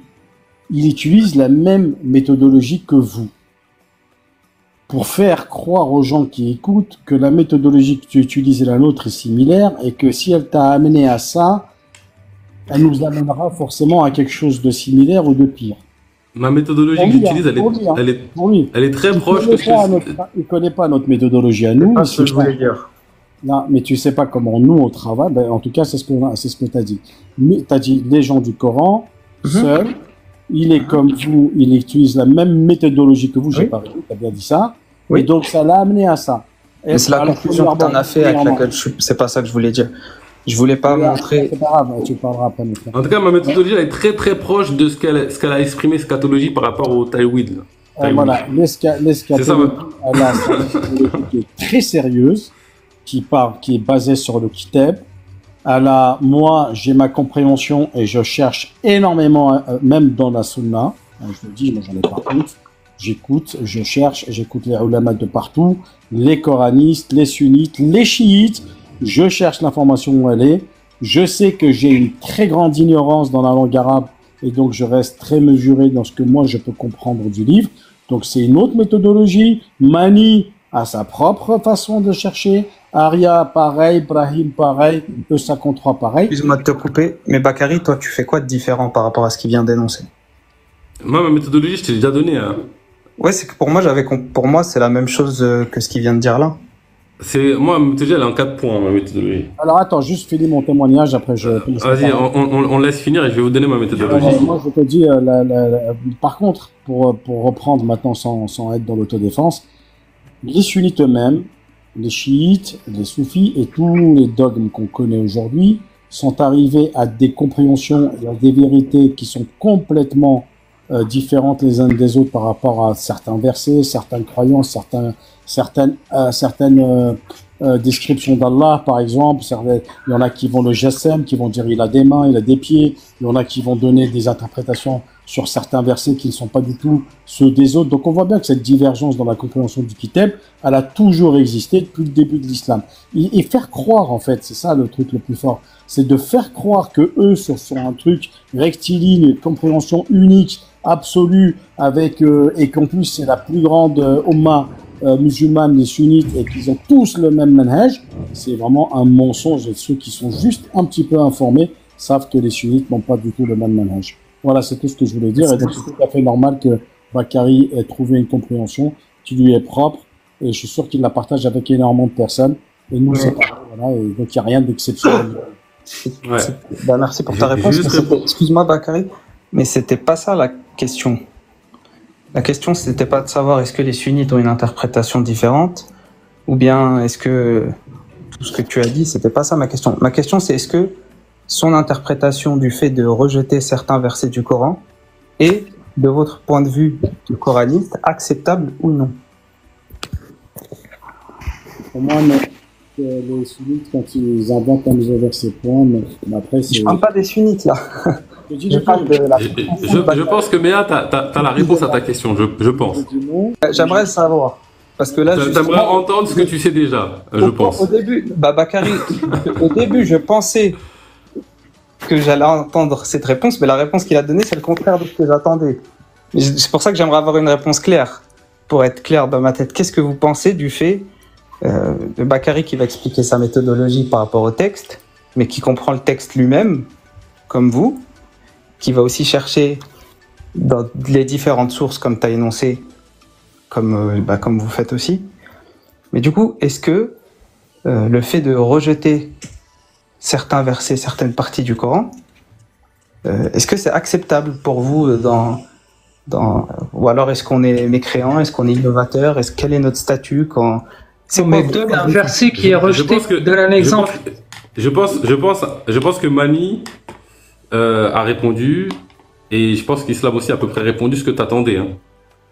Pour quelqu'un qui considère le Coran comme étant la parole stricte d'Allah, c'est certain que ma posture, elle est pas normale, tu vois. Moi, je la refuse. Mais voilà, donc je la refuse. Je lui ai dit clairement, je la refuse.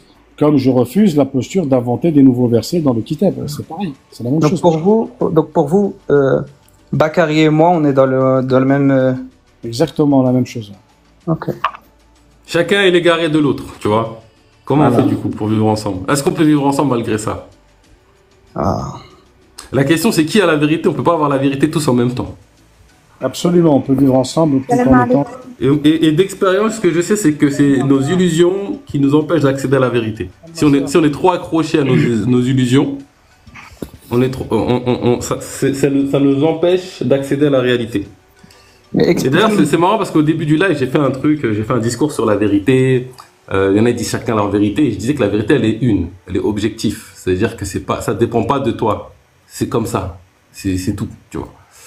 S'il se passe un fait qui est réel, que tu sois content, pas content, que tu sois d'accord, pas d'accord, que tu pleures ou tu pleures pas, c'est ça qui est vrai de manière absolue. Et donc, soit on est tous dans l'erreur, soit il y en a un qui a raison, et la question c'est qui a raison. Peut-être qu'on est tous dans l'erreur. Est-ce que je peux intervenir, s'il vous plaît? Vas-y, je te donne la parole.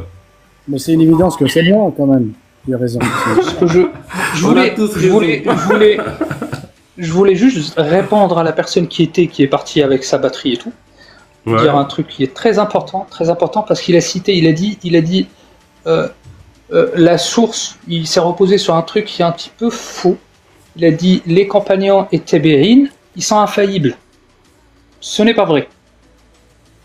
Il a parlé. Je pense qu'on est tous d'accord que. Oui, il a cité par rapport aux références. Il a cité par rapport aux références. C'est des compagnons du prophète. Radiyallahu anhum. Salaf, c'est quoi Salaf pour lui? C'est les compagnons. C'est les compagnons, c'est les compagnons. C'est pour ça qu'ils sont tous d'accord et qu'après ils se font le pouvoir et qu'ils se sont entretués. Voilà. Non, ça on va pas entrer dans le détail. C'est que j'ai déjà expliqué at-tafsir, il faut savoir une chose. Fassara yufassiru, parce que le mufassirin, qu'est-ce qu'ils ont fait? Ils n'ont pas fait tafsir de tout le Coran parce qu'il y a certains mufassirin, se sont arrêtés sur des versets, ils ont refusé de les expliquer parce qu'ils étaient incapables. Ils disaient je ne sais pas. D'accord? C'est tafsir selon. De toute façon, ils maîtrisent la langue arabe, c'est des arabes, ils maîtrisent plus que nous l'arabe, ils connaissent les circonstances de la révélation, ils connaissent l'environnement, donc ils ont expliqué ce qui est apparent. Ta'wil, je suis d'accord, wala ya'lamu ta'wilahu illa Allah. Donc ta'wil, c'est de dire lire entre les lignes et voir plus loin. Ta'wil, il y a des savants qui ont fait du ta'wil, mais ça reste un ijtihad. Ils lisent à la fin. Le ta'wil, ça aller plus loin, c'est-à-dire c'est une lecture plus profonde pour toi, le ta'wil. C'est une lecture plus profonde. Ça veut dire, ça dépasse tafsir. On va rentrer dans ce qu'on appelle at-tadabbur. Et certains savants disent, par exemple, Sha'rawi, je ne sais pas si vous le connaissez, il a fait des tafsirs un petit peu différentes, une compréhension un petit peu différente. Il dit, le Coran, c'est comme quelqu'un que vous rencontrez, il a donné un exemple, rencontré pour la première fois. Si l'amitié devient plus forte année après année, il va dévoiler ses secrets.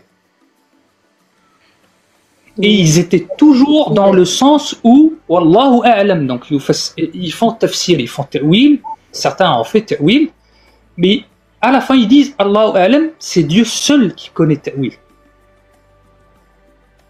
C'est ce que je voulais dire. Oui, je voulais répondre précisément sur le fait que les compagnons et les tabi'in, ils sont infaillibles. Ce n'est pas vrai. J'ai une question. Si je peux apporter une précision, il a pas parlé. Moi, de ce que j'ai entendu qu'il a dit. Il a dit au départ quand je l'ai entendu. Il a dit dans le ijma'. Ah oui, ijma'. Ok.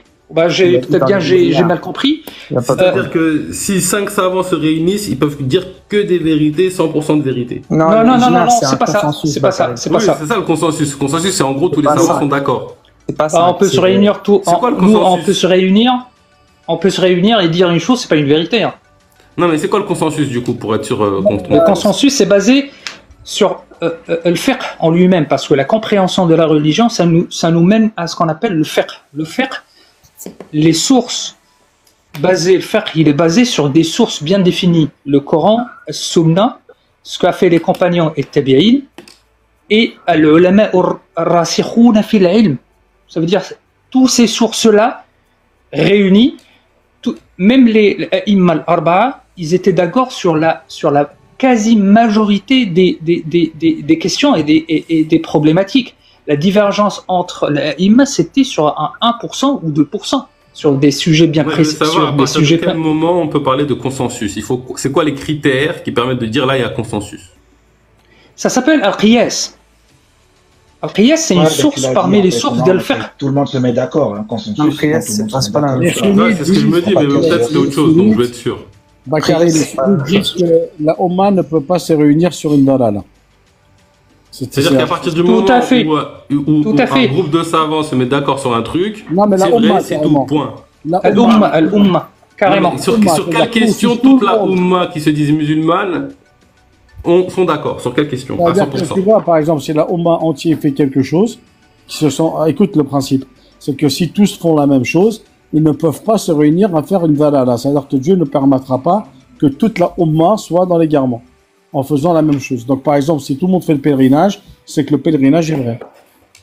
D'accord, ça veut dire que c'est un truc qui est considéré par 100% des musulmans. C'est ce qu'ils pensent, c'est pas la réalité. Et forcément vrai. Ouais, ça, c'est pas la réalité, on est d'accord. Non, c'est pas ça. L'ijma', le consensus. C'est pas n'importe qui va se réunir déjà. Attends, parce qu'il est sunnites. Il faut avoir les moyens, la science qu'il faut pour pouvoir dire que je vais me réunir. Donc la science, il faut avoir pas que connaître le Coran par cœur et connaître la Sunna par cœur et tout ça. Non. L'arabe, al-balagha, plein de choses réunies qui font d'un savant. Oui, mais je pense qu'il y a lui donne la capacité entre l'organisation de la communauté et le dogme en lui-même. C'est-à-dire que lorsque la communauté s'organise, par exemple si on dit on a choisi des dates pour faire le pèlerinage, là il y a un consensus, c'est obligatoire pour que tout le monde puisse être là. Donc il y a un consensus. Tout à fait. Mais il ne faut pas non plus étaler ce consensus sur la compréhension. Donc non, il y a exactement. Voilà, il y a l'organisation du groupe. Ça comprend. Voilà, il y a l'organisation du... Cette phrase de la ijtam' ummati ala dalala, je pense que c'est dogmatique, c'est sur ce qui va être millah. Rite. Faut traduire islam. Voilà. Faut traduire. Donc voilà. Les rituels, par exemple. Les rituels, exactement. Regarde, la circoncision. La circoncision, on en parle beaucoup aujourd'hui. On dit, il y en a même qui veulent. Il faut savoir que le consensus, il va traiter des sujets où il n'y a pas le texte. Non, il n'y a pas le texte. Non, on parle pas du texte. En gros, il n'y a pas de texte, c'est des sujets où il n'y a pas de texte, sujet à une interprétation, à une explication. Oui, je pense qu'en matière de texte, les anciens laissaient libre recours à la réflexion et même à l'interprétation. Parce que le vrai problème qu'on a eu, je pense, avec l'histoire, c'est qu'on a fait la confusion. Excuse-moi, quand tu dis les anciens, tu désignes qui? Excuse-moi. Ceux qui sont venus avant nous. C'est-à-dire les anciens, ceux qui sont venus avant nous, ceux qui ont eu le Coran avant nous. Mais c'est-à-dire, tu parles de la génération juste avant ou bien mais bien sûr, si je dois définir le mot ancien.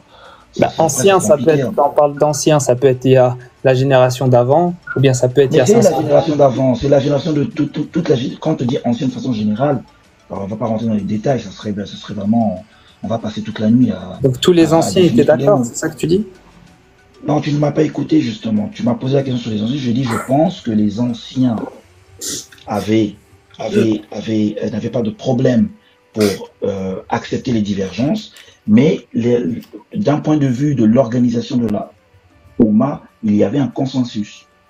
Le problème, c'est qu'aujourd'hui, les gens font un amalgame, c'est-à-dire qu'ils pensent que le consensus qui a été accepté pour les rites et l'organisation de la Oumma s'impose aussi dans les différentes interprétations du texte, alors que c'est pas le cas, parce que les chiites et les sunnites pouvaient se réunir à des dates précises, par exemple pour faire le pèlerinage, mais ce sont des courants différents de pensée. Donc, d'un point de vue de la pensée, il n'y avait pas de problème, mais aujourd'hui, ça devient difficile parce que il y a certains courants qui veulent imposer leur pensée en faisant croire que le consensus est aussi étendu sur le mode de pensée ou sur le dogme. C'est ce que j'allais dire. J'ai l'impression que le consensus, c'est un peu une arnaque, le truc. Donc, si je est-ce que pour toi, E53, du coup, toutes divergences sont acceptables? C'est ça que tu dis? Bien sûr, le Coran d'ailleurs en parle. La science est arrivée et ils ont divergé. Donc, chacun sa vérité alors.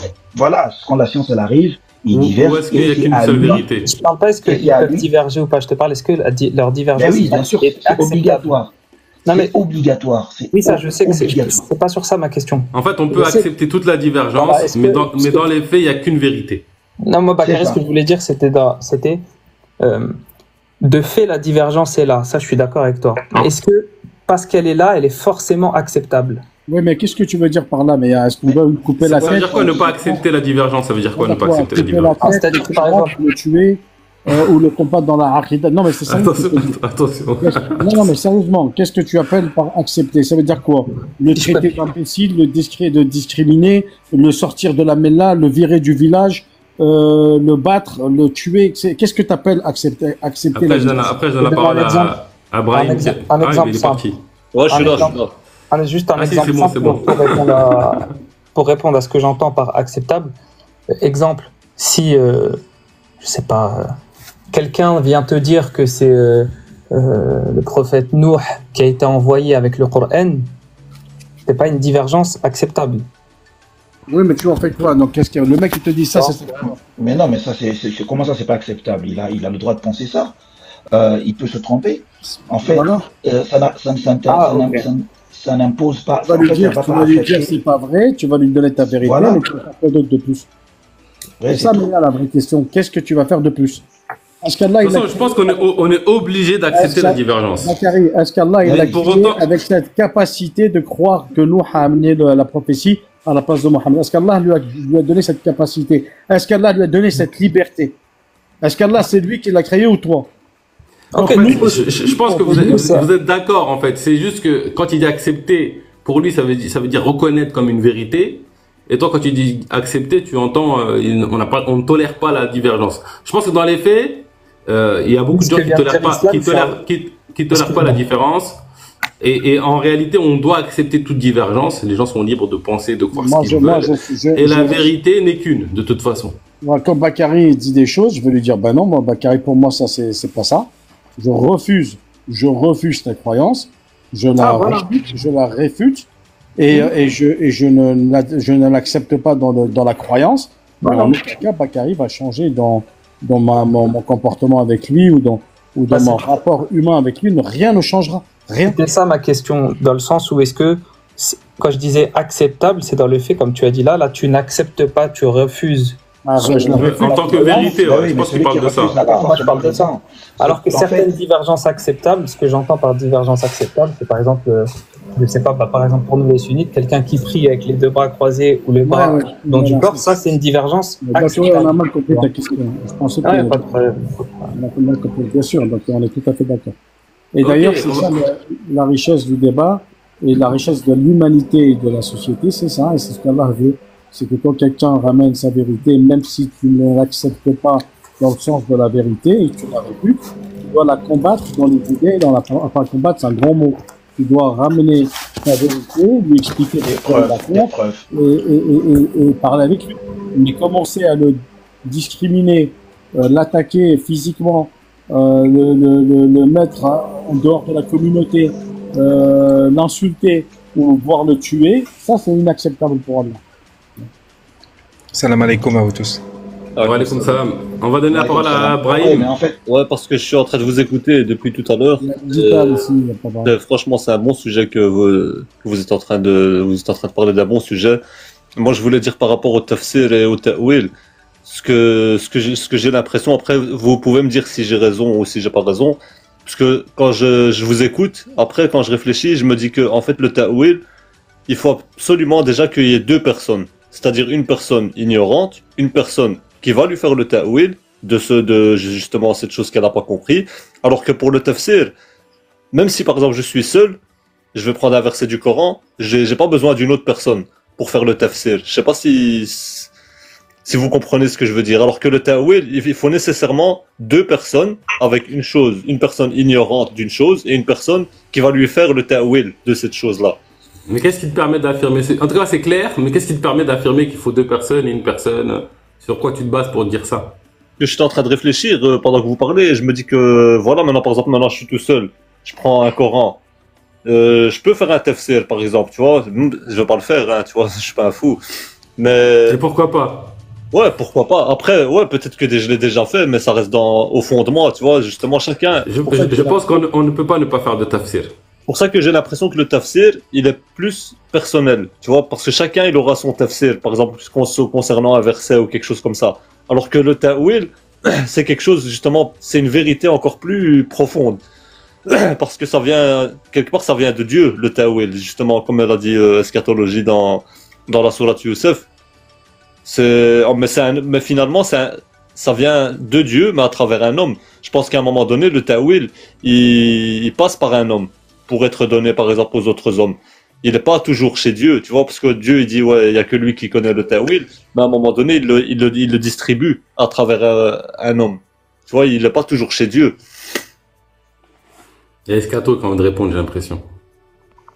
Oui, Allah, on fait le ta'wil des ayat mutashabihat. Sauf que ayat mutashabihat, elle n'est pas seule dans le côté Coran. Allah, il va nous donner une autre ayat pour qu'on puisse comprendre la mutashabihat. Cette ayat se nomme ayat bayinat. Ayat bayinat. Le bayina, c'est celle qui va montrer. Elle montre quoi? Elle montre la mutashabihat. Donc encore une fois, avec le basar, l'idrak ou ru'ya, on arrive au ta'wil.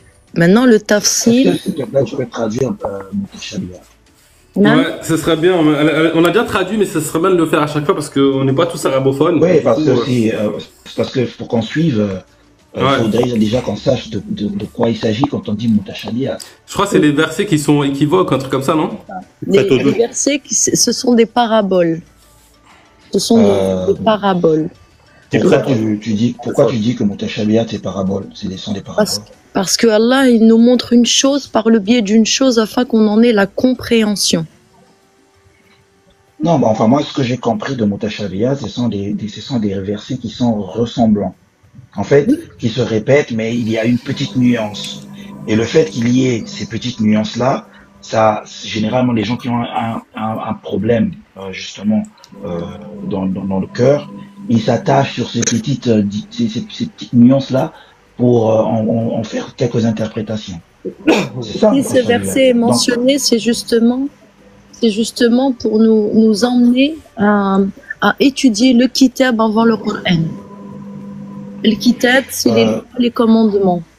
Quand on comprend, quand on connaît, comprendre c'est simple parce que Allah il fait le tafsil, c'est-à-dire il détaille. Quand on connaît les lois, les commandements, quand on va approcher après le Coran, qui lui est l'ensemble de deux archives, le Coran c'est une dualité. C'est comme Ar-Rahman, Al-Furqan. Oui. Mais quand tu dis le kitab, moi là-dessus, j'ai envie de rejoindre E53, parce que même Allah, j'ai l'impression dans le Coran, quand il parle de parabole, il parle de le masal, tu vois, masaluhum. Ça, c'est des exemples. C'est ayat mutashabihat, c'est autre chose. Non, c'est ça. Par exemple, Al-Baqarah, quand on demande en fait, les enfants d'Israël demandent une vache et ils insistent à chaque fois, ils posent la question, ils disent mais ça c'est ressemblant, donne-nous plus de détails. Ils utilisent la même expression. C'est-à-dire que je comprends quand on parle par exemple de kitab, quand tu dis kitab, d'un point de... Inna baqara tashabiha alayna, c'est vrai, il dit mutashabiha alayna. Assalamu alaikum. Salam. Donc, d'un point de vue du corpus coranique, lorsqu'on utilise le kitab, parfois c'est contextuel, mais en aucun cas, le kitab ne désigne que les lois. Non. Oui. Par exemple, nous, on a notre propre kitab.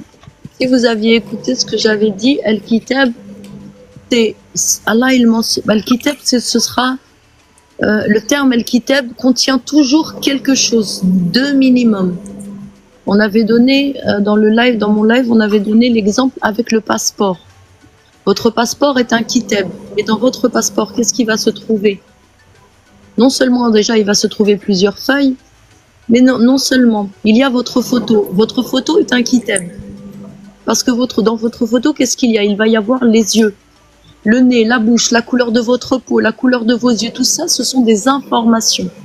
Al-Kitab, le terme Al-Kitab, c'est plusieurs informations.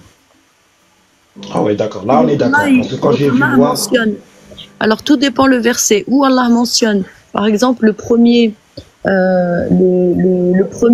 verset de Surat Al-Baqarah, c'est le terme Al-Kitab qui est mentionné. Donc, Al-Kitab... Le premier verset de Al-Baqarah, le deuxième verset désigne quoi quand il parle de Al-Kitab? Oui, ذلك الكتاب لا ريب فيه هدى للمتقين. Oui, il désigne quel kitab? Justement, là, il désigne les lois. Pourquoi? Il désigne précisément les lois, parce que tout de suite, il te dit dans lequel il y a une guidée pour ceux qui craignent. Donc, on craint Allah par rapport à quoi? Au fait de respecter ou pas ses commandements. Donc, Al-Kitab peut avoir ou c'est l'ensemble du livre avec tout ce qui le compose, ou bien seulement les lois, les commandements. Mais il y a 3 lettres avant ce verset.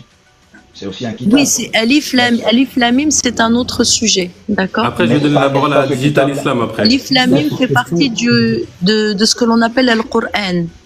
Alif Lam Mim. Ça, c'est 2 sujets différents. Là, on est quand il dit Zalik al-Kitab, donc il désigne quelque chose qu'il a déjà exposé. Exactement. C'est des lois qui ont déjà été exposées. Non, il y a 3 lettres. Quand il dit 3 lettres... Non, monsieur. Je vous ai dit, Alif Lam Mim fait partie du côté Coran. Donc là, on est vraiment sur un tout autre sujet. Vous voyez, dans un seul verset, vous pouvez avoir plusieurs sujets. Alors déjà, le premier verset, c'est Alif Lam Mim. Et après, il te dit Zalik al-Kitab. Donc il commence par un sujet qui est à part et un autre sujet. Non, il désigne les 3 lettres comme étant le kitab auquel il n'y a aucun doute. Lequel kitab dans ces cas-là? Est-ce que vous pouvez le... Alif Lam Mim. Non, il n'y a aucun kitab qui s'appelle Alif Lam Mim. Aucun. Alors, chapitre 19, verset 16. Oui. Si tu as ton Coran... Oui, vous pouvez me dire le verset, il n'y a pas de problème. Chapitre 19, verset 16.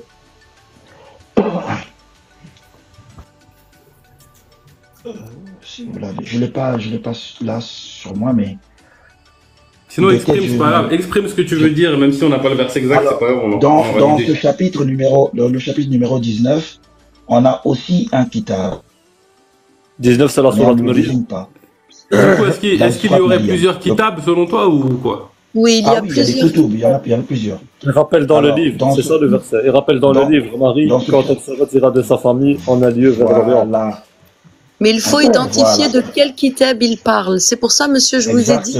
C'est quoi les différents kitabs du coup Moi, je pose la question là. C'est quoi les différents kitabs? Dans ce verset, alors on va avoir un exemple d'un kitab dans ce chapitre. Dans ce verset, au chapitre 16, il va te parler de Mariam. Désigne Mariam, enfin en tout cas mentionne Mariam dans le kitab. Mais le kitab dont il est en train de parler, c'est le kitab qui est au premier verset. On va voir pourquoi. Parce qu'en fait, dans ce chapitre Mariam, il y a 5 versets qui vont avoir la même structure. Après Mariam, on va te dire Ibrahim. Après Ibrahim, on va te dire Moussa. Après Moussa, on va te dire Ismaël. Bah alors, après Ismaël, on va te parler d'Idriss. Le 53, alors, dans le verset 12, excuse-moi, dans le verset 12, il dit aussi, Ya Yahya, khud al-kitab. Tu vois, il dit aux gens, prends le livre avec force. C'est aussi le même. Moi j'ai une question. C'est pas la même chose. Pour répondre à ma question par hasard. Il y a combien de kitabs en fait du coup du coup j'essaie de comprendre la notion de kitab. On va donner des réponses différentes. C'est inestimable. J'imagine que pour Méa, pourtant il n'y en a que un. Non. Ok, il y a combien de kitabs du coup alors selon les différents avis? Non, on peut pas les compter. Allah, si on peut les compter. Allah, il mentionne plusieurs kitabs. Moi, j'ai pas de livre. Anam? Moi, j'ai encore jamais écrit un livre. J'ai pas compris. Le kitab, c'est quoi en fait du coup? Il y a plusieurs kitabs, mais qu'est-ce que c'est? Il y en a combien? Déjà définir le kitab, c'est un support sur lequel il y a des ayats, c'est-à-dire les signes. C'est le livre. En fait, c'est un livre. Il y a des signes, et ces signes-là vont prêter à interprétation. C'est ça un kitab. Par exemple, le ciel est un kitab. On regarde le ciel, on peut savoir s'il va pleuvoir ou pas. Est-ce que ça c'est un kitab ça?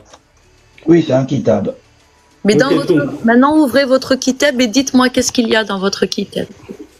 Là, c'est introduction générale à l'étude de la doctrine hindoue de René Guénon. D'accord. Et je pense que autant qu'il y a d'êtres humains, autant il y a de kitab. Non. Okay. Vous voyez, dans votre kitab, il va y avoir plusieurs sujets. Dans un sujet peut développer plusieurs sujets. Il y a l'introduction, il y a chapitre 1, chapitre 2, et on va développer le sujet. Dans chaque sujet, il y a un sujet. Al-Kitab, c'est une structure qui va rassembler des sujets. J'ai une question sur ça. Je peux partager juste quelque chose d'intéressant avant. Mais je t'en prie. Vas-y, on va donner la parole à l'Arche. Il y a Digital Islam qui n'a pas parlé depuis un moment. Moi, c'est juste une question, pas rien à dire. Attends, l'Arche dit un truc, après je donne la parole juste après. Si tu peux faire rapide de l'Arche. Moi, je suis converti et les frères avec qui j'ai étudié, ils m'ont donné toujours, en fait, donc j'ai pas votre niveau de science, c'est toujours un plaisir de continuer à apprendre, ils m'ont toujours fait apprendre par des métaphores. Et déjà pour pouvoir accéder à cette connaissance-là, il faut que tu étudies avant le prophète Mohammed, que la paix soit sur lui, par rapport à son comportement. Et comme il a eu la révélation, il y a eu un certain comportement pour pouvoir accéder à cette révélation, donc il va falloir au départ que tu l'étudies. Et une fois que j'ai étudié, ils ont commencé à me travailler une métaphore, et dans cette métaphore, en fait, il y a plusieurs métaphores qui j'avais déjà partagé avec, je crois, Eschatologie, par rapport à la sourate des abeilles. La reine, pour faire le meilleur miel, elle envoie un itinéraire très précis aux abeilles. Et les abeilles suivent avec discipline, cohésion et organisation. Et quand on voit qu'il y a discipline, cohésion et organisation, eh bien on produit le meilleur miel. Le miel peut être représenté comme le Coran, la science. C'est un peu comme si les abeilles, ça va être les différents amis qui sont avec toi, où chacun va aller chercher en fait un verset ou un hadith, il va le ramener dans la ruche et on va l'étudier pour pouvoir créer quelque chose et ensuite accéder. Mais le miel peut être aussi moi en tant que dans ma famille, comment je vais diriger ma vie pour pouvoir produire la meilleure chose, pour pouvoir peut-être accéder plus tard à la sourate des fourmis, qui est le travail du collectif, l'individuel avec les abeilles. Donc c'est comme ça que moi, les savants, ils m'ont permis de mieux comprendre, étant pas arabophone, pour pouvoir comprendre un petit peu la signification de certains versets, et que Dieu me pardonne si je me trompe. Merci L'Arche. Vas-y, Méa, pose ta question.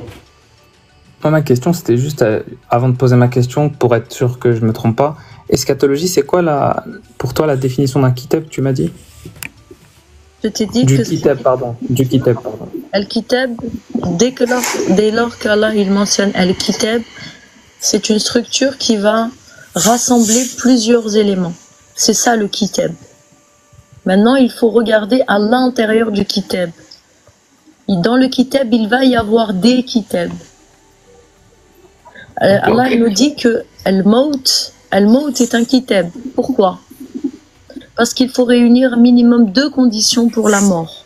Al-Kitab, c'est toujours minimum 2 informations, 2 conditions. Donc ça veut dire que au-delà d'un livre écrit, c'est plus qu'un livre. C'est genre la mort, c'est un kitab. Ah oui. L'expérience de la mort, c'est un kitab. Allah, il te dit que le maut est un kitab. C'est pas l'expérience, c'est pour justement arriver à la l'information, à la station de maut.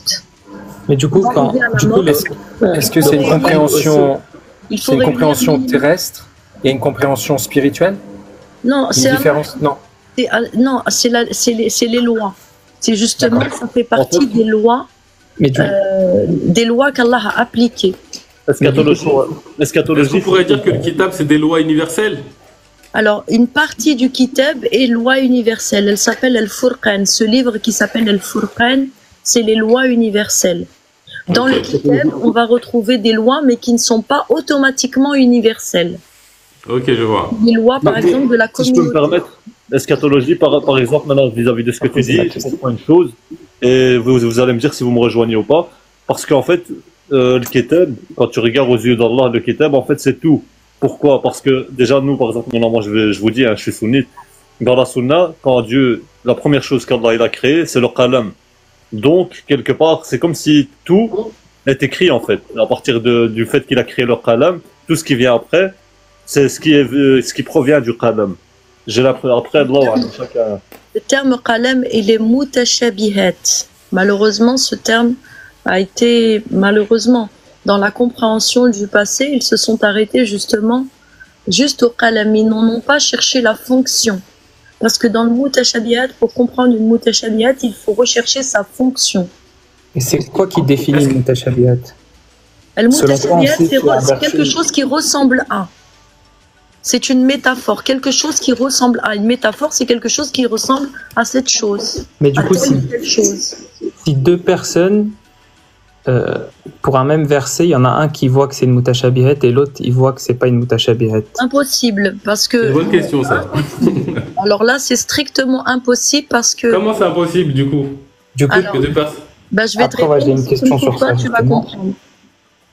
Al-Kitab, ayat muhkamat et ayat mutashabihat. Al-muhkamat, Allah il le dit très bien. Al-hikm, c'est la loi, les commandements. Muhkamat, si le verset ne comporte pas de commandement de loi, il est automatiquement mutashabihat. Automatiquement.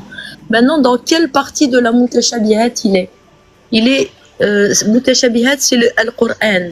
C'est les amba min al-ghayb. Al-Kitab, c'est la fonction du Rasoul. Al-Qur'an est la fonction du Nabi.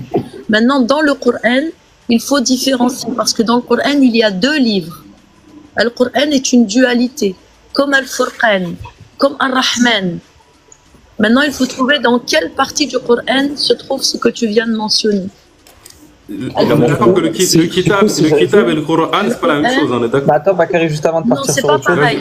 Parce que excusez-moi, s'il vous plaît. Si tu dis que Al-Kitab ou Al-Qur'an, c'est pareil, dans ces cas-là, tu dis que Moussa a reçu le Qur'an. Impossible. Impossible. Je peux juste revenir sur ma question d'avant. Vas-y, pose ta question. L'eschatologie t'a dit que c'était impossible que certains voient un verset comme mutashabih et une autre personne ne le voit pas. Du coup, excuse-moi, s'il le voit, oui, il le voit, mais dans la réalité, l'ayat muhkamat, elle est distincte de la ayat mutashabih. Quelqu'un qui réfléchit ne va pas les confondre. Mais comment du coup savoir qui a raison? Comment tu affirmes que c'est ça la distinction? Tu le fais exprès, je viens de te répondre. Allah, il te dit que ayat muhkamat, c'est les lois et les commandements. Mais ça, c'est ta compréhension. D'accord, ok, tu as raison. Mais j'ai rien affirmé pour avoir raison. Je viens de te... C'est quoi muhkamat? Ça veut dire quoi le terme muhkam? Vas-y. Non, je ne vas-y pas. C'est quoi le terme muhkam? Bon, bah si on peut pas parler... Toi, Bakary, t'as compris ce que je voulais dire par là?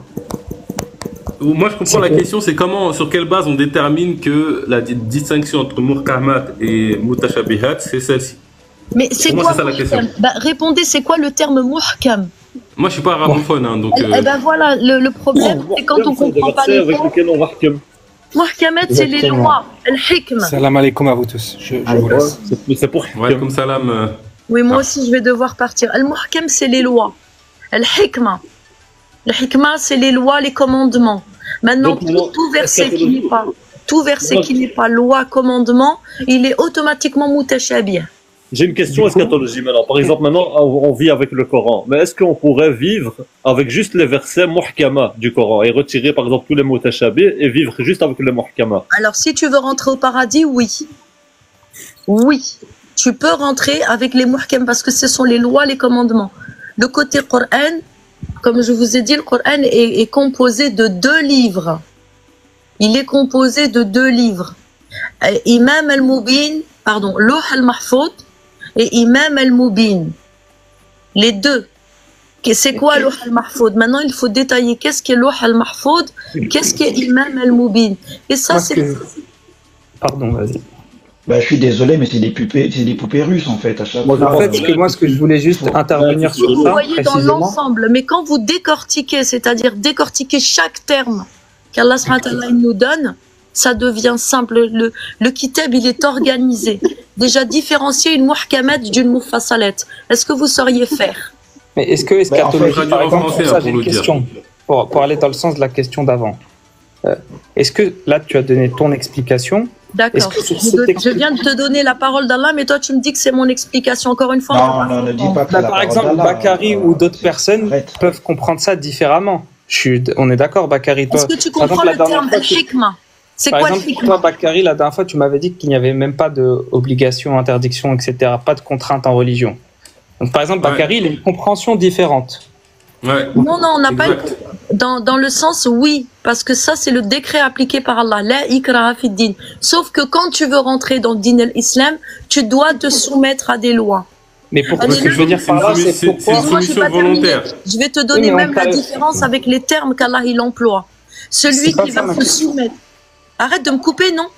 Mais tu parles beaucoup depuis tout à l'heure, on t'a pas coupé. Non, laisse-la finir. Non, mais je vais descendre. Salam alaikum. Je vais descendre. Barakallahu fikum. Non, termine ce que tu as à dire. Non, barakallahu fikum. Non, termine. Non, mais de toute façon, vous me retrouvez sur le live. Termine, après tu descends. Tu m'as bloqué, moi, eschatologie, tu m'as bloqué. Comment ça, je t'ai bloqué? Tu m'as bloqué le jour où je t'ai dit que je suis pas d'accord avec toi sur le 151, 152, 153. Il est là le problème. Ah. C'est ça, moi, que je voulais. Moi, ma question, c'était pas. Il est là le problème de quoi? Tu étais là, toi? Ben, regarde, laisse-moi expliquer. Est-ce que tu étais là, toi, pour dire c'est ça le problème? Tu étais témoin, toi? Est-ce que tu étais témoin? Est-ce que je pourrais transmettre l'idée?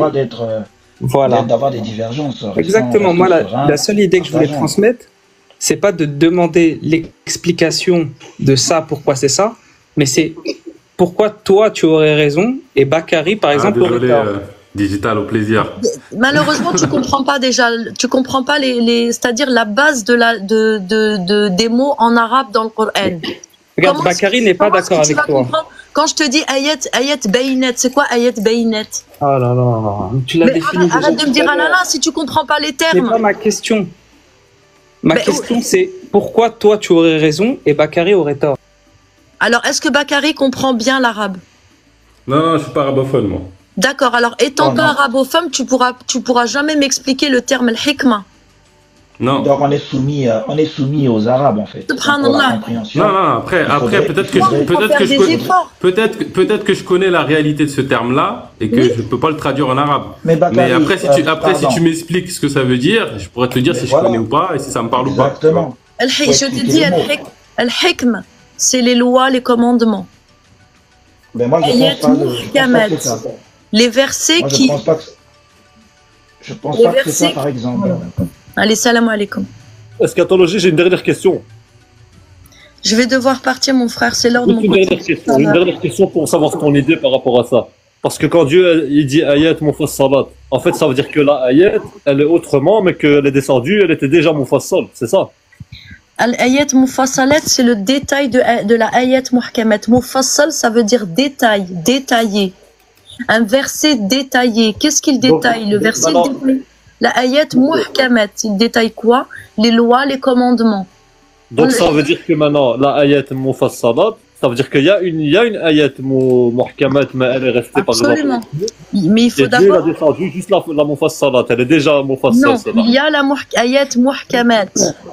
D'abord ayat muhkamat, et après Allah il donne ayat mufassalat. C'est la loi d'abord. Et après, je t'explique la loi. Moi, personnellement, je ne considère pas que les lois d'Allah soient figées. est immuable. Elles Alors- dépendent d'un contexte, d'une situation et d'un Oui, moment bien sûr, précis. effectivement. Oui. Les lois Bien sûr. immuables, C'est toujours contextuel. des lois, justement, il y a des lois contextuelles et des lois pour l'humanité. Elles s'appellent Al-Furqan. Al-Furqan sont des lois particulières. Lesquelles, par exemple? A eu depuis Moussa, même... C'est moi ou on t'entend mal? On l'entend pas bien. Là, vous m'entendez? Ouais, ouais, c'est mieux là. Donc depuis Moussa, et on en a la preuve, même dans le Coran, que Ibrahim alayhi salam était sur ces lois-là, que Nuh était sur ces lois-là, que Yassine était sur ces lois-là. C'est les 10 commandements. Ça, c'est les lois universelles. Allah, c'est comme ça qu'il va distinguer. Non, mais Yassine, c'est Non, qui mais Yassine? ça veut pas dire que ça va pas changer un jour. Alors non, elle ne change pas. Al-Furqan, il ne change pas. Non, je veux dire, le fait qu'on trouve Ibrahim, tout ça, dessus, ça ne veut pas dire que ça ne veut pas changer un jour.